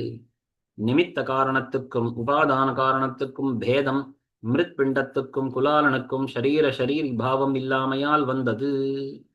கிந்து அவற்றுக்கு பேத நியமம் இல்லை. சரி, லோகத்துல பாருங்கள், மண்ணை அந்த கடத்தை உண்டாக்கக்கூடியவன் வேறுபட்டவன், அதற்கு மூலப்பொருள் வேறுபட்டிருக்கும். அப்போ லோகத்துல எல்லா இடத்துலையும் பார்க்கிறோமே, இப்போ ஒரு வஸ்திரம்னு சொன்னா நூல் தான் அதற்கு மூலப்பொருள், அந்த நெசவாளி என்பவன் தான் கர்த்தா. அப்போ படைப்பாளி வேறுபட்டிருப்பான், அந்த மூலப்பொருள் வேறுபட்டிருக்கும் தானே. அது எப்படி இங்க மட்டும் பரபிரம்மே படைப்பாளி அதுவே மூலப்பொருள் அப்படின்னா அதுக்கு பதில் சொன்னார், அந்த நியமம் கிடையாது. கண்டிப்பாக படைக்கிற அந்த படைப்பாளியும் இந்த மூலப்பொருளும் வேறுபட்டே இருக்க வேணும்ன்ற நிர்பந்தம் இல்லை. லோகத்துல ஏன் அப்படி இருக்குன்னா, லோகத்துல இருக்கக்கூடிய அந்த படைப்பாளிகளுக்கெல்லாம் சரீராத்ம பாவம் கிடையாது. குலாலனுக்கும் அந்த குடத்துக்கும் சரீராத்ம பாவம் கிடையாது. இவர்கள்லாம் சாதாரண கர்த்தாக்கள். அதனால இங்க அது பொருந்தாது. பகவான் சர்வசக்தன், அவன் எல்லாவற்றுக்கும் ஆத்மாவாக இருக்கக்கூடியவன்றதுனாலே அவனுக்கு அந்த எல்லா சக்தியும் உண்டு. அவன் உபாதானமாகவும் அவன் நிமித்தமாகவும் இருப்பான். லோகத்துல பார்க்கறத வச்சுட்டு அவனிடத்திலே நாம் கேள்வி கேட்க முடியாது. காலத்துக்கு ஸ்வசம்யோகத்திலே காலத்வேன நிமித்தத்துவமும் திரவியத்வேன சமவாயி காரணத்துவமும் வைசேஷிகர் கொள்ளுகையாலே. தர்க்க சாஸ்திரத்தில் பார்த்தால் அங்கே அவர்கள் இப்படி ஒரு இடத்தை கொண்டிருக்கார்கள். ஏன்னா ஒரே வஸ்து உபாதானமும் ஆகிறது, நிமித்த காரணமாகவும் இருக்கிறது. எங்கே? காலம்னு ஒரு திரவியத்தை எடுத்துக்கொள்வோம். காலம் ஸ்வசம்யோகத்தில், காலம்ன்ற வஸ்துவுக்கு மற்ற பதார்த்தங்களுடன் சம்யோக சம்பந்தம் ஏற்படுறது. அந்த சம்யோகம் என்கிற குணம் அதற்கு காலம்தான் சமவாயி காரணமாகவும் இருக்கு, இருப்பிடமாக இருக்கு, நிமித்த காரணமாகவும் இருக்கு. அதுபோலே இங்கே கொள்ளலாம். பிரம்மத்தினுடைய அபின்ன நிமித்தோபாதான காரணத்துவத்துக்கு சிலந்தி பூச்சியை ஸ்ருதி தானே திருஷ்டாந்தமாக சொல்லுகையாலே. முண்டகோபனிஷத் முதலிய இடங்கள்ல பிரம்மமானது யதோர்ண நாபிகி அப்படின்னு ஊர்ண நாபி சிலந்தி பூச்சி போலே அப்படின்னு ஒரு திருஷ்டாந்தம் காட்டப்பட்டிருக்கு. அதனால வேதம் சொன்னபடியால் நாம் இதை ஒப்புக்கொண்டு ஆக வேணும்னு காட்டுறாரு. பிரம்மம் தான் இந்த ஜெகத்துக்கு மூலப்பொருள் எப்படி நமக்கு தெரியும்? வேதம் சொன்னதுனாலே. பிரம்மம்தான் அபிண்ணமான ஒரே நிமித்த உபாதான காரணம் இந்த சம்சாரத்துக்கு என்பதை காட்டுவதற்காக சிலந்தி பூச்சு காட்டப்பட்டது. சிலந்தி பூச்சு தன் வாயிலிருந்து தன்னுடைய உடம்பின் ஒரு பகுதி, அந்த வாயில் இருக்கக்கூடிய அந்த எச்சல், அதிலிருந்து தான் வெளியிலே அது கட்டுறது. அந்த இதை கட்டி மறுபடியும் அதை தானே உட்கொள்ளுகிறது இல்லையா? அது போலத்தான் இங்கே அப்படின்றார். இந்த சிலந்தி பூச்சியை ஸ்ருதிதானே திருஷ்டாந்தமாக சொல்லுகையாலே அந்த வளையை அது தன் வாயிலிருந்து வெளியிலே கொண்டு வருகிறது. அப்போ அதனுடைய உடம்பு தான் அதற்கு மூலப்பொருள். கடைசியில் அதை பண்ணுவதும் அந்த உடம்பில் இருக்கும் அந்த பூச்சி தானே. அதனால அது போலத்தான் இங்கே பரமாத்மா தன் உடம்பை சரீரமாக அப்படி மாற்றுகிறான். அதற்கு காரணகர்த்தாவும் அவன்தான். நலஸ்வ ஷரீர பரிணாம இத்திருத்வரூபையான அபின்ன நிமித்தோபாதானத்தை ஸ்ருத்யபிமதமாயிருக்கும். தன் உடம்பை காரியமாக பரிணாமம் செய்யக்கூடியது எதுவோ அதுதான் நிமித்தமும் உபாதானமுமாக இருக்கக்கூடியது. சிலந்தி பூச்சை போலே சிலந்தி பூச்சி தன் உடம்பின் ஒரு பகுதியை, அந்த எச்சிலை அப்படி வளையாக வெளியிலே அது பரிணாமம் அடைய செய்கிறது. அப்போ அதற்கு தானேதான் உபாதானமும் நிமித்தமுமாய் இருக்கும். அதுபோலத்தான் பகவானும் தன் உடம்பான சூக்ஷ்ம சேத்தனா சேத்தனங்களை இப்படி இந்த ஜகத்தாக விரிக்கிறான். மிருத்பிண்டம் ஸ்வயம் ஷரீரி அல்லாமையாலே உபாதான மாத்திரமாய் இருக்கும். குலாலன் மிருத்பிண்ட ஷரீரகன் அல்லாமையாலே நிமித்த மாத்திரமாய் இருக்கும். அதான் லோகத்துல மற்ற இடங்கள்லாம் பார்த்தோமானால் அதற்கு அந்த சாமர்த்தியம் இல்லை. மண்ணு வெறும் உபாதான குடத்துக்கு மூலப்பொருளாகத்தான் இருக்குமே ஒழிய அதற்கு கர்த்தாவாக இருக்க முடியாது. அதே போல கர்த்தாவான அந்த குலாலனும் மிருத்பிண்டத்தை பண்ணக்கூடிய ஒருவனாக இருக்காம ஒழிய மூலப்பொருளாக இருக்க முடியாது. சிலந்தி பூச்சியானது பரிணாமி ஷரீரகமாய் பரிணமித்தாவாகவும் ஆகையாலே அபின்ன நிமித்தோபாதானமாய் இருக்கும். சிலந்தி பூச்சி என்ன பண்றது? தன் உடம்பு தான் அங்கே, உடம்பின் ஒரு பகுதி தான் காரியமாக மாறுகிறது. அதை பண்ணக்கூடிய சாமர்த்தியம், அந்த பண்ணக்கூடிய சங்கல்பமும் அதற்குத்தான் இருக்கு. எனவே அது நிமித்தமாயும் உபாதானமாயும் ஆகும். அது திருஷ்டாந்தமாகையாலே பிரம்மம் ஸ்வசரீர பரிணாம அபின்ன நிமித்தோபாதானமாய் இருக்கும். ஆக இதுவரைக்கும் காரண ஸ்ருதிகளை சொல்லி முடித்தார். மூணாவது இப்ப பாருங்கள், அழகா சித்தாந்தத்தை ஆரம்பித்து முதல் பகுதி என்ன அப்படின்னா பேதாபேத ஸ்ருதிகள், அதற்கு பொருத்தமான அர்த்தம் நம் சித்தாந்தத்தில் என்னது, அடுத்த காரண ஸ்ருதிகளுக்கு பொருந்திய அர்த்தம் என்னது, இது ரெண்டு காட்டப்பட்டது. மூணாவது விஷயத்துக்கு வரார். என்ன அப்படின்னா சகுண நிர்குண ஸ்ருதிகள், அதுக்கு எடுத்துன்னு வரார். இப்போ சகுணத்வாதிகள் கொள்ளுகையாலே சகுண ஸ்ருத்தியாதிகளுக்கு சுவாரஸ்யம் உண்டு. பரபிரம்மம் குணத்துடன் கூடியதுதான் என்று நாம் ஒப்புக்கொள்கிறபடியால் குணத்தை பேசக்கூடிய ஸ்ருதிகளுக்கும் அந்த பொருத்தம் உள்ளது. குணாதி நிஷேத ஸ்ருதிகள் ஹேய குணாதி அபாவ பரங்கள் இல்லையா? அப்போ சில ஸ்ருதிகள் நிர்குணம் அப்படின்னு எல்லாம் பகவானுக்கு குணம் இல்லைன்னு சொல்லுகின்றனவே அப்படின்னா அது நிர்குணம்னு சொல்லும் பொழுது இந்த ஹேய குணம், தவறான குணங்கள், இல்ல விட வேண்டிய குணங்கள் என்னது, நமக்கு இருக்கக்கூடியதான கோபதாபாதிகள், சத்வரஜஸ்தமசுக்கள், இது போன்ற தாழ்ந்த குணங்கள் இல்லை என்றுதான் கூறுகின்றன. என்ன அதற்கு தாற்பயம் சொல்ல வேண்டும்? ஐக்கிய விதிகள், விசிஷ்டைக்கிய பரங்கள், பேத நிஷேதம், விஹிதைக்கிய விரோதி, ஸ்வதந்திர பேத நிஷேதம். முன்னாடியே பார்த்தோம், எல்லா தத்துவமும் ஒண்ணுதான் அப்படின்னு சொல்லும் பொழுது விசிஷ்டமாக ஒரு தத்துவம் தான் இருக்குன்னு விசிஷ்டமான ஒரு வஸ்துன்னு சொல்லணும். பேதத்தை நிஷேதம் பண்ணுவது நேக நானாஸ்தி கிஞ்சன, இங்க வேற்றுமை இல்லை, பல வஸ்து இல்லை, பல பொருள் இல்லைன்னு சில வாக்கியங்கள் இருக்கு. இந்த பல வஸ்து இல்லைன்னா என்ன அர்த்தம் தெரியுமா? பிரம்மத்துக்கு சரீரம் அல்லாததாய் சுதந்திரமாக இருக்கக்கூடிய வஸ்து பல அல்ல. அது பிரம்மம் ஒன்றுதான் சுதந்திரமே ஒழிய பிரம்மத்தை போல சுதந்திரமான வஸ்து வேறொன்று கிடையாது. என்ன அர்த்தம்? வாச்சியத்வாதி நிஷேத ஸ்ருதி பரிச்சேதா பாவபரம். சரி, பிரம்மம் அவாட்சியம், பிரம்மத்தை நாம் வாக்காலே சொல்லி முடிக்க முடியாது, வாக்காலே சொல்லவே முடியாதுன்னு ஒரு ஸ்ருதி இருக்கேன்னா, வாக்காலே சொல்ல முடியாதுன்னு அர்த்தம் இல்லை, சொல்லி முடிக்க முடியாதுன்னு அர்த்தம் கொள்ள வேணும். அப்படி பரிச்சேதம்னா முடித்தல், பரபிரம்மத்தை இவ்வளவுதான் அப்படின்னு சொல்லி முடிக்க முடியாது அப்படின்னு அர்த்தமே ஒழிய வாக்கால தொடவே முடியாதுன்னு அர்த்தம் இல்லை. உற்பத்தி நிஷேதம் கர்ம கிருத உற்பத்தியபாவ பரம். சரி, பரபிரம்மம் உண்டாகாது, அதற்கு உற்பத்தியே ஜனனம் கிடையாதுன்னு இருக்கே அப்படின்னா, நம்மை போலே கர்மத்தினாலே பரமாத்மாவுக்கு ஜனனம் கிடையாதுன்னு தான் அர்த்தம். இச்சையினால் தன் சங்கல்பத்தாலே அவனுக்கு ஜனனம் உண்டு, அதுதான் அவதாரம். உற்பத்தி ஸ்ருதிகள் ஸ்வேச்சா கிருத அவதார பரங்கள். ஒரு பக்கம் பகவானுக்கு உற்பத்தி இருக்குன்னு சொல்லியிருக்கு, இன்னொரு பக்கம் உற்பத்தி இல்லைன்னு சொல்லியிருக்கேன்னா, இச்சையினாலே அவனுக்கு உற்பத்தி உண்டு, கர்மத்தினாலே உற்பத்தி கிடையாது, இப்படி பிரித்து கொள்ளுங்கள். இதுதான் எம்பெருமானார் காட்டிய வியவஸ்தை. ஜீவர்களுக்கு பரஸ்பர ஐக்கிய வச்சனம் ஞானைகாகாரத்தையா பிரகாரைக்கிய பரம். அடுத்த ஒரு முக்கியமான விஷயம், பிரகார ஐக்கியம் பிரகாரி ஐக்கியம்னு சொல்லுவது உண்டு. பிரகார ஐக்கியம், பல இடங்கள்ல ஜீவாத்மாக்கள் எல்லாம் ஒண்ணுதான் அப்படின்னு இருக்கேன்னா, எல்லா ஜீவாத்மாக்களும் ஒண்ணுன்னால் எல்லா ஜீவாத்மாக்களும் ஞானமே வடிவமானவர்கள் என்கிறபடியால் தன்மையிலே சமமானவர்கள்னு அர்த்தம். இப்போ ஒரு நெல்னு சொல்லுவது போல ஒரு பெரிய நெல் கூட்டம் இருக்கு, இதெல்லாம் பொன்னி அரிசி தான் அப்படின்றத வச்சு இதெல்லாம் ஒரே அரிசி தான்னு சொன்னா, அது எப்படி ஒரே அரிசின்னு சொல்லுவை? ஒரு பெரிய அரிசி மலையே இருக்கு அங்க, நீ ஒரு அரிசின்னு சொல்லுகிறாயே, இல்ல 1,00,000 அரிசி தானியங்கள் இருக்கேன்னு கேட்டா, ஒரு அரிசினா என்ன அர்த்தம்?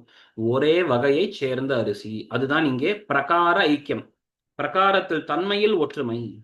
பிரம்மத்துக்கு அத்விதீயத்துவவச்சனம் சிதச்சித் ஷரீரகத்வேன ஸ்வசஜாத்தீய த்விதீய ரஹிதத்துவ பரம். அடுத்தது பிரம்மம் அத்விதீயம், அது இரண்டாவது வஸ்து அற்றது பிரம்மம்னு இருக்கேன்னா, அதுக்கு என்ன கருத்து தெரியுமா? தன்னை போல இரண்டாவது வஸ்து அற்றது. தான் எப்படி சேத்தனா சேத்தனத்துடன் கூடிய சுதந்திர தத்துவமாக இருக்கோ, அதுபோலே ஸ்வசஜாத்தியம் தன்னை போன்ற இன்னொரு தத்துவம் அல்ல, அது அற்றதாக அது திகழ்கிறது. இப்படி ஷரீரிகளுக்கு பேதம் கொள்ளுகையாலே பந்த மோக்ஷ வியவஸ்தையும் உபதேசாதிகளும் தத்துவ ஞான வியவஸ்தையும் உபபன்னம். இது முக்கியமான விஷயம். ஷரீரமான ஜீவாத்மாக்கள் வேறு, ஷரீரியாகிற ஆத்மா பரமாத்மா வேறுன்னு சொன்னதுனாலே லோகத்துல நாம் எல்லாரும் இன்னும் பந்தத்தில் இருக்கிறோம், சிலர் முக்தர்களாக இருக்கிறீர்கள் அப்படின்றது பொருந்தும். அது மட்டும் இல்ல, நாம் எல்லாம் பந்தத்தில் இருக்கிறபடியால் நமக்கு பகவான் அவ்வப்பொழுது உபதேசம் பண்ணுகிறான் கீதை முதலியதனாலே என்பதும் பொருந்தும். இப்ப எல்லாம் ஒண்ணுன்னு சொல்ற அத்வைத பட்சத்துல இந்த கிளேசங்கள் காட்டப்பட்டன. பந்த மோட்ச வியவஸ்தை இல்லை, உபதேசம் ஏற்பட வாய்ப்பில்லை, இதெல்லாம் எல்லாம் ஒண்ணுன்னு சொல்ற பட்சத்தில் உண்டு. ஆனா இதெல்லாம் வேறுபட்டதுன்ற பட்சத்துல இதெல்லாம் பொருந்தி வரும். ஈஸ்வரன் சுவாதந்திரியமடியாக சேதன பூர்வ கர்ம சாபேட்சனாகையாலே விதி நிஷேத சாஸ்திர வையர்த்திய பிரசங்கம் இல்லை. சரி, எல்லாம் பகவானுக்கு கட்டுப்பட்டதுன்னு நீங்கள் சொன்னீர்கள் இல்லையா? பகவான் தானே ஆத்மா, எல்லாரையும் நியமிப்பவன். அப்போ நாம் எவரு பண்ணாலும் அது அவன் தானே பண்ணி வைத்தான் அப்படின்ற ஒரு கேள்வி அடுத்தது வரும். ஈஸ்வரன் சுவாதந்திரியம் அடியாக சேதன பூர்வ, அதான் முக்கியமான விஷயம், எல்லாவற்றையும் நியமிப்பவன் பகவான் என்னால் நாம் பண்ண தவறு எல்லாம் அவன் தான் பண்ணி வைத்தான், அப்போ நமக்கு ஏன் தோஷம் அப்படின்னு கேள்வி கேட்கக்கூடாது. ஏன்னா பகவான் நமக்கு கொஞ்சம் சுவாதந்திரத்தை கொடுத்து, நாம் தான் எந்த செயலை பண்ணுவதற்கும் முதல்ல அதை தேர்ந்தெடுக்கிறோம், நிச்சயம் பண்ணிக்கிறோம். அதனாலே நம்மிடத்திலே தான் அந்த சுவாதந்திரத்தை கொஞ்சம் விட்டிருக்கான் பகவான்.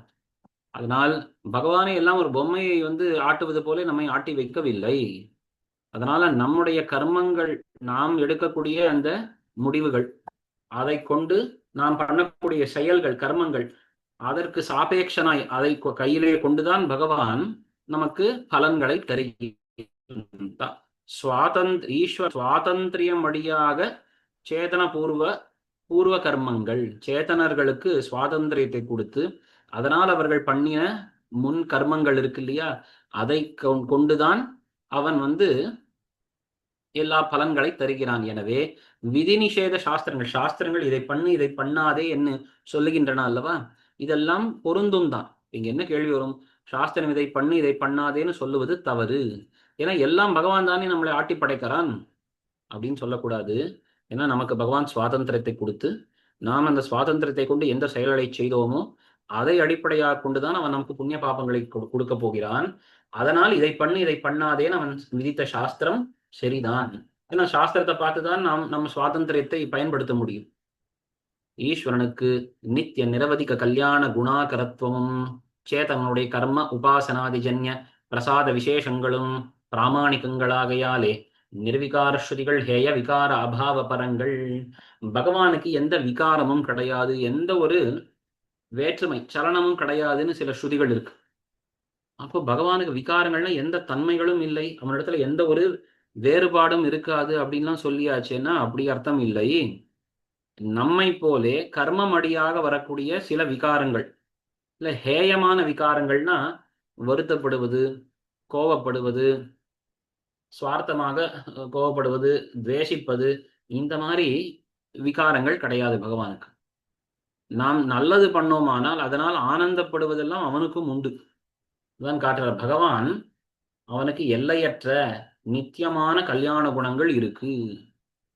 சேத்தனன் பண்ணக்கூடிய கர்மங்கள் உபாசனங்கள் இதை கொண்டு அவனுக்கு ஒரு பிரசாதம், ஒரு சந்தோஷம் ஏற்படுறது, அனுகிரகம் மனசிலே பிரீத்தி ஏற்படுறது. அந்த பிரீத்தியினால்தான் நமக்கு பலன்களை அவன் தருகிறான். இப்போ பகவானுக்கும் நாம் பண்ற செயல்னாலே ஒரு பிரீத்தியோ ஒரு கோபமோ ஏற்படும் ஒப்புக்கிறோம். அதனால நிர்விகாரம் இருக்கேன்னா நிர்விகாரம்ன்ற ஸ்ருதிக்கு கர்மத்தின் அடியாக வரக்கூடிய இல்ல சுவார்த்தமாக தனக்காக என்ன கோபப்படுவது இது மாதிரியானது விகாரங்கள் கிடையாதுன்னு தான் அர்த்தமே ஒழிய அவன் ஒரு கல்லை போல இருப்பான்னு அர்த்தம் இல்லை. பிரபஞ்ச ரூபேணம் பகுபவனம் சித்தமாகையாலே அபுருஷார்த்த விகார நிஷேதங்கள் சாக்ஷாத் சம்பந்தேன விகாராத்யபாவ பரங்கள். இப்போ பகவானை வந்து எந்த ஒரு விகாரங்களே கிடையாது, அச்சேதனத்தில் தான் விகாரங்கள், பகவானிடத்துல விகாரமே எந்த வேறுபாடும் கிடையாதுன்னு ஸ்ருதிகள் இருக்கே அப்படின்னா அப்படி ஸ்ருதிகள் சொல்றது. அப்போ நீங்களானால் பகவானை தான் பிரபஞ்ச ரூபேன பரிணமிப்பான்னு சொல்லுகிறீர்களே, பகவான் தானே இந்த பிரபஞ்சத்துக்கு மூல காரணம். அப்போ பிரபஞ்ச ரூபேன பகவானே பரிணமிக்கிறான்னு சொன்னால் அவன் ஸ்வரூபத்திலேயே விகாரங்கள் வந்து விடுமே. என்னால் அப்படி அல்ல, நேரடியா பகவத் ஸ்வரூபமே மாறுகிறதுன்னு நாங்கள் சொல்லவில்லை.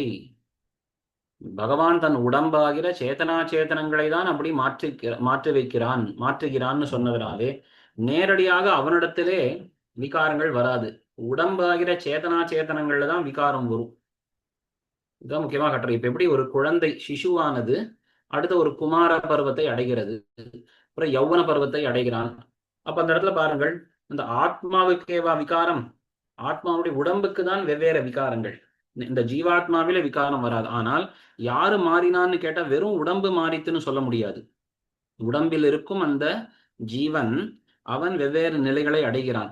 ஆனா அந்த மாற்றம் என்பது நேரடியா உடம்பில் தான். அதுபோலே இங்கேயும் பகவான் தான் சம்சாரம் இந்த ஜகத்தாக பரிணமிக்கிறான்னு சொன்னா கூட அந்த விகாரம் என்பது சங்கோச்ச விகாசமாகிற விகாரம் நேரடியா அவனுக்கு கிடையாது, அவன் சொரூபத்தில் இல்லை, உடம்பான அச்சேதனத்தில் தான் இருக்கு என்பதனாலே அவனுக்கு எந்த ஒரு விகாரங்களும் படாது. அப்ப அவனுக்கு விகாரம் இல்லைன்னு சொல்லுவதெல்லாம் நேரடியாக அவன் ஸ்வரூபத்தில் விகாரம் இல்லைன்னு அர்த்தம். புண்ணிய பாபஜன்யமான பகவத் பிரீத்தி அப்ரீத்திகளே ஸ்வர்க நரகாதி ஹேதுக்களாகையாலே அபூர்வ கல்பனம் அனபேட்சிதம். இந்த மீமாம்சகர்கள்லாம் சொல்லுவது என்ன? நாம் பண்ணக்கூடிய யாக ஹோமாதி கர்மங்களினாலே அபூர்வம்னு ஒரு தத்துவம் ஏற்படுறது, தர்மம் அபூர்வம் ஒரு தத்துவம், அதுதான் நமக்கு பலன்களை தருகிறது. இது தவறு. எல்லா ஹோமாதி வைதிக காரியங்களாலே எல்லா செயல்களாலே மகிழ்விக்கப்படுபவன் ஆராதிக்கப்படுபவன் பகவான் என்பதனாலே நாம் பண்ணக்கூடிய செயல்களாலே பகவானுக்கு ஒரு பிரீத்தி ஏற்படுறது. நாம் தவறான செயலை செய்தால் பகவானுக்கு ஒரு அப்ரீதி கோபம் ஏற்படுறது. அதுதான் நமக்கு ஸ்வர்க்கத்தையும் நரகத்தையும் கொடுக்கும். அதனால் அபூர்வம் ஒரு தத்துவம் கிடையாது. கல்ப பேதங்களிலே இந்திராதி வியக்திகள் நஷ்டங்களானாலும் இந்திராதி ஷரீரியான ஜீவாத்மா ஸ்தாயியாயிருக்கையாலே கிருத கர்மத்துக்கு பலஹானி இல்லை. இந்திராதி தேவதா பிரசாதம் அவாந்தர ஹேதுவாகையாலே தத் வையர்த்தியம் இல்லை. அடுத்தது இந்திராதி ஷரீரியான ஜீவாத்மா. இப்ப இந்திரன் வருணன் இத்தியாதி அந்தந்த பதவியில் இருக்கக்கூடிய ஆத்மாக்கள் இருக்கிறார்கள். இப்ப இந்திரன் அப்படின்னா அந்த பதவியில் இருக்கக்கூடிய உடம்பு சரீரம். ஆனா இந்திரன்னு சொல்லுவோம் அந்த உடம்பில் இருக்கும் ஒரு ஜீவாத்மான்னு தான் அர்த்தம். அதனால அந்த கல்ப பேதங்கள்னு சொன்னால் ஒரு யுகங்கள் மாறும் பொழுது அந்த இந்திராதி வியக்திகள் மாறிக்கொண்டே இருப்பார்கள். ஆனால் இந்திராதி பதவின்றது சமானமாகத்தான் இருக்கும்.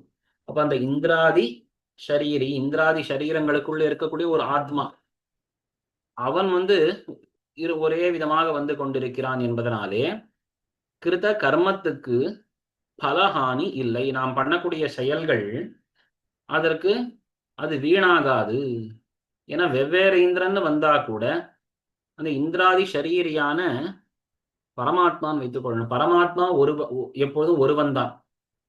இதுல எப்படின்னா இந்திரனை குறித்து ஹோமாதிகள் இந்த ஆகுதி இதெல்லாம் கொடுக்கும் பொழுது ஒரே இந்திரன் இருக்க மாட்டானே. போன யுகத்திலே பண்ணும் பொழுது அந்த இந்திரன் வேறு, இப்பொழுது வேறு அப்படின்னா அதனால் என்ன? இந்திரன்ற ஜீவாத்மா மாறிக்கொண்டிருந்தாலும் அவனுக்குள்ளே இருக்கக்கூடிய பரமாத்மா ஒருவன் தானே. அப்ப அவன்தான் கடைசியில அனுகிரகம் பண்ண போகிறான். அதனால் நாம் பண்ணக்கூடிய செயல்களுக்கு பலம் வந்து சேரும். இப்ப நடுவுல கேள்வி வரும், இப்ப எல்லாம் பரமாத்மா தான் அனுகிரகிப்பான்னா அந்த இந்திரன்ற ஜீவாத்மா அவன் அனுகிரகம் பண்ண வேண்டாமான்னா அவனுடைய பிரசாதம் அனுகிரகம் என்பது நடுவிலே துவாரம் போலே இருக்கக்கூடியது, அவாந்தர ஹேது. அதுக்கும் வையர்த்தியம் இல்லை. எனவே இந்திரனை குறித்து ஒரு ஆகுதி கொடுக்கப்படுறதுன்னா இந்திரன்ற ஜீவாத்மாவும் பிரசன்னமாகி அவனுக்குள்ள இருக்கக்கூடிய பரமாத்மாவும் பிரசன்னமாகிறான். அந்த பரமாத்மாவுடைய அனுகிரகத்தினாலே இவனுக்கு இந்த காரியத்தை பண்ணக்கூடியவனுக்கு பலம் வரும். பரமாத்மாவே மனுஷ்யாதிகளுக்கு இந்திராதித்வாரேணவும் இந்திராதிகளுக்கு அத்வாரேணவும் ஆராத்தியனாகையாலே இந்திராதிகளுக்கு யஷ்டத்வ யஷ்டவியத்துவ விரோதம் இல்லை. சில செயல்கள் இந்த வேதாந்தங்கள்ல பார்த்தால் தேவர்களும் கூட பகவானை பரமாத்மாவை குறித்து ஆராதனம் பண்ணுகிறார்கள், பரமாத்மாவை குறித்து யாகம் பண்ணுகிறார்கள்னு இருக்கு. அதை இங்கே பொருந்த விட்டு காட்டுகிறார்கள். என்ன அப்படின்னால் இந்த பரமாத்மாவானவன் மனுஷர்களுக்கு இந்திரனுக்குள்ளே இருந்து கொண்டு அனுகிரகம் பண்ணுவான், இந்திரனுக்கோ நேரடியாக தானே இருந்து அனுகிரகம் பண்ணுவான். இப்ப இந்திரனாலே நேரடியாக ஆராதிக்கப்படுபவன் எம்பெருமான். இந்திரன் எம்பெருமானை ஆராதிக்கிறான். அதே போல இந்த ஜீவாத்மாக்களாலே இந்திராதிகளும் ஆராதிக்கப்படுகிறார்கள். இந்திரனை ஆராதித்து இந்திரனுக்குள்ளே இருக்கிற பரமாத்மாவையும் இவர்கள் ஆராதிக்கிறார்கள். ஆனால் மனுஷர்களால் ஆராதிக்கப்படுபவர்கள் தேவர்கள். இந்த தேவர்கள் பகவானை ஆராதிப்பார்கள். இரண்டும் அவர்களுக்கு பொருந்தும். என்னன்னா வைதிக காரியங்கள் எல்லாம் இப்ப அக்னேய ஸ்வாகா இந்திராய ஸ்வாகான்லாம் சொல்லும் பொழுது அந்தந்த விஷயங்கள் அந்தந்த ஆராதனங்கள் அந்தந்த தேவதைக்குன்னு மட்டும் இல்லாமல் தேவதைக்கு போய் கடைசியில உள்ள இருக்கிற பரமாத்மாவுக்கு போய் முடியும். தேவதையினுடைய பிரசாதமும் வேணும். ஆனா அதை காட்டிலும் மூலம் முக்கியம் என்ன? அதுக்குள்ளே இருக்கிற பரமாத்மாவுடைய பிரசாதம் அப்படின்னு காட்டப்படுறது. பரபிரம்மத்துக்கு சேதனுடைய ஆத்ய துஷ்கர்ம பிரவருத்தியிலே அனிவர்த்தனமும் அனுமதியும் சுவாதந்திரிய பிரயுக்தமாகையாலே தோஷமன்று. சுவாதந்திரியம் தோஷம் என்பதும் பிரம்மம் சித்தியாதேயோ பிரம்மம் சித்தித்து சுவாதந்திரியம் தோஷம் என்னில் அது பிரம்ம சாதக பிரமாண சித்தமாகையாலே தோஷமாகாது. கடைசி சில விஷயங்களை முடிக்கிறார். என்ன அப்படின்னால் இந்த பிரதம பிரவருத்தி அப்படின்ற ஒரு முக்கியமான விஷயம் அதை எடுத்து இப்போ விவரிக்கிறார்.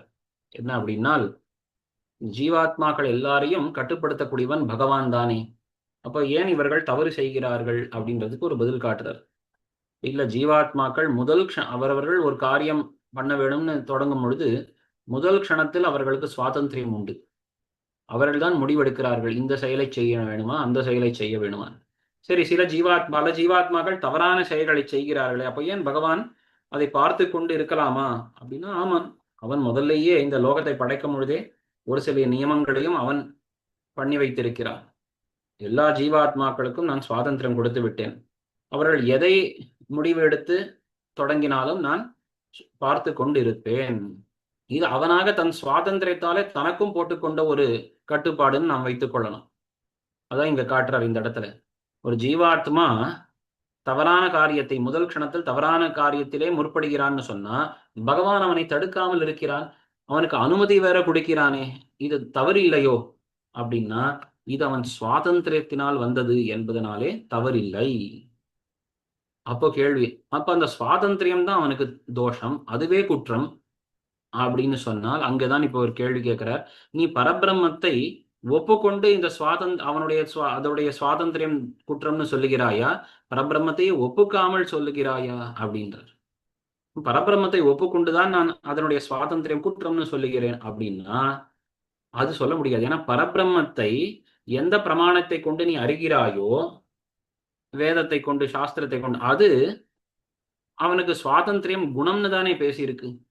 அது பிரம்ம சாதக பிரமாண சித்தமாகியாலே தோஷமாகாது.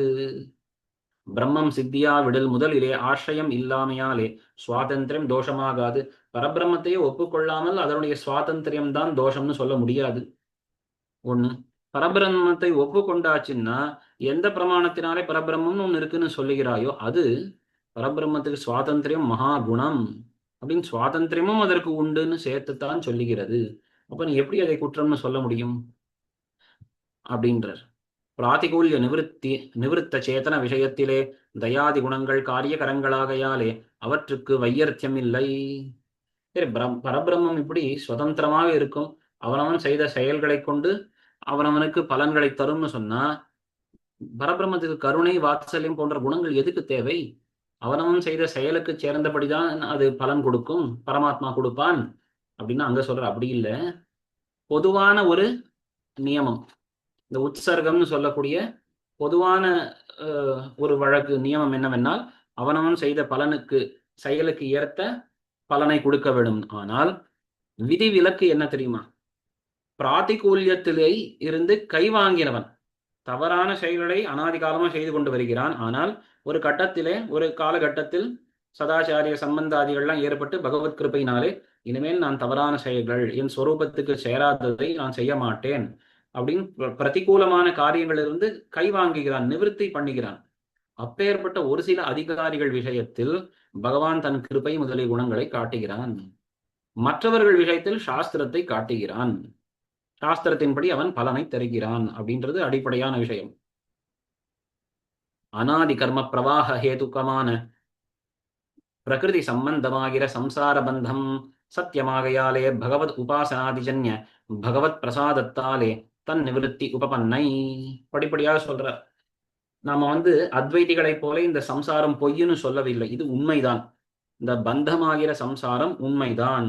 அது வேதாந்தத்தில் சொன்னபடி பகவத் உபாசனம் அல்லது சம்பிரதாயங்களில் சொல்லுவது, ரகசியங்களில் சொல்லபடி பகவத் பிரபத்தி, இவைகளினால் பகவான் உடைய கருணை ஏற்பட்டு அந்த பகவானுடைய பிரசாதம் அனுகிரகம் ஏற்பட்டு அதனால் நமக்கு இந்த பந்தமாகிற சம்சாரம் போகும். பக்தி யோகமோ பிரபத்தியோ இதை கொண்டு பகவான் நம்மை ரட்சிக்கிறான் அப்படின்னு சொல்லும் பொழுது இதுவும் சரிதான். சாஸ்திரங்கள் சொன்னது இது பொருந்தும். ஏன்னா இந்த பந்தம்ன்ற சம்சாரம் உண்மைன்னு தான் நாம் ஒப்புக்கொள்கிறோம். இப்படி பிரமேய சுவாரஸ்யமும் உண்டு. ஆக இதுவரைக்கும் பிரமேயம்னு சொன்னால் தத்துவங்கள், அதை பற்றிய அது மிக பொருத்தமாக நம்முடைய சம்பிரதாயத்திலே அமைந்திருக்கின்றது அப்படின்னு காட்டி முடிச்சார். பிரபஞ்ச சத்தியத்துவம் கொள்ளுகையாலே பிரமேயம் என்னால் தத்துவங்கள், பிரமாணம் என்னால் அதை அறிவிக்கக்கூடிய விஷயங்கள். பிரமாணம் பிரமேயம்னு ரெண்டா பிரித்து சொல்லுவது உண்டு.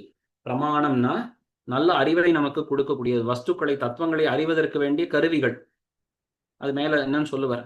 பிரமேயம்னா அந்த பிரமாணங்களை கொண்டு அறியப்படக்கூடிய தத்துவங்கள். அது தத்துவம் என்னது? சித்து அச்சித் ஈஸ்வரன், விசிஷ்டமான ஈஸ்வரன் தத்துவம். அது இதுவரைக்கும் நிரூபிக்கப்பட்டது. அடுத்தது பாருங்கள், பிரபஞ்சம் என்பது உண்மைதான். பகவானை பரபிரம்மத்தை காட்டிலும் எல்லாம் பொய், மற்றது அனைத்தும் பொய்ன்னு சொல்லாமல் எல்லாம் சத்தியம்னு நாம் சொல்லுகிறபடியால் ஸ்வபக்ஷ சாதன பரபக்ஷ தூஷண பிரமாண ஹானியும் இல்லை. நம்முடைய பட்சத்தை ஸ்தாபிப்பதற்கும் மற்றவர் பட்சத்தை தூஷிப்பதற்கும் வேண்டிய பிரமாணங்கள் நம்ம இடத்துல இருக்கு. ஆனா எல்லாம் பகவானை தவிர்த்து எல்லாம் மற்றது அனைத்தும் பொய்ன்னு சொல்லக்கூடியவர்கள் பட்சத்தில் பிரமாணமும் எதுவும் கிடையாது, அவர்களால் வாதிடவே முடியாது. இப்ப நம்ம பட்சத்துல பிரத்யக்ஷம், கண் முதலிய இந்திரியங்கள், அனுமானம், சப்தம், சாஸ்திரம், இது 3 பிரமாணங்கள் நம் பட்சத்தில் உள்ளன. பாகத்வயாத்மகமான வேத ஷரீரத்திலே பூர்வ பாகம் மித்யா விஷயம். இப்ப சப்த பிரமாணத்துல முக்கியமா வருவோம். சப்தம்னா சாஸ்திரம், வேதம். இந்த வேதத்திலே பூர்வ பாகம் கர்ம பாகம், அது பொய். மித்யா விஷயம்னா இல்லாத வஸ்துவை பேச வந்ததுதான் அது. உத்தர பாகம் பிரம்மத்தை பேச வந்தது, அதுதான் சத்தியம். உத்தர பாக மாத்திரம் பிரம்ம விஷயமாகையாலே சத்திய விஷயம் என்று கொள்ளுகிற ராகு மீமாம்சகனான சங்கரனை போலவும் பராசர பட்டர் தான் இந்த பெயர் வைத்தார்.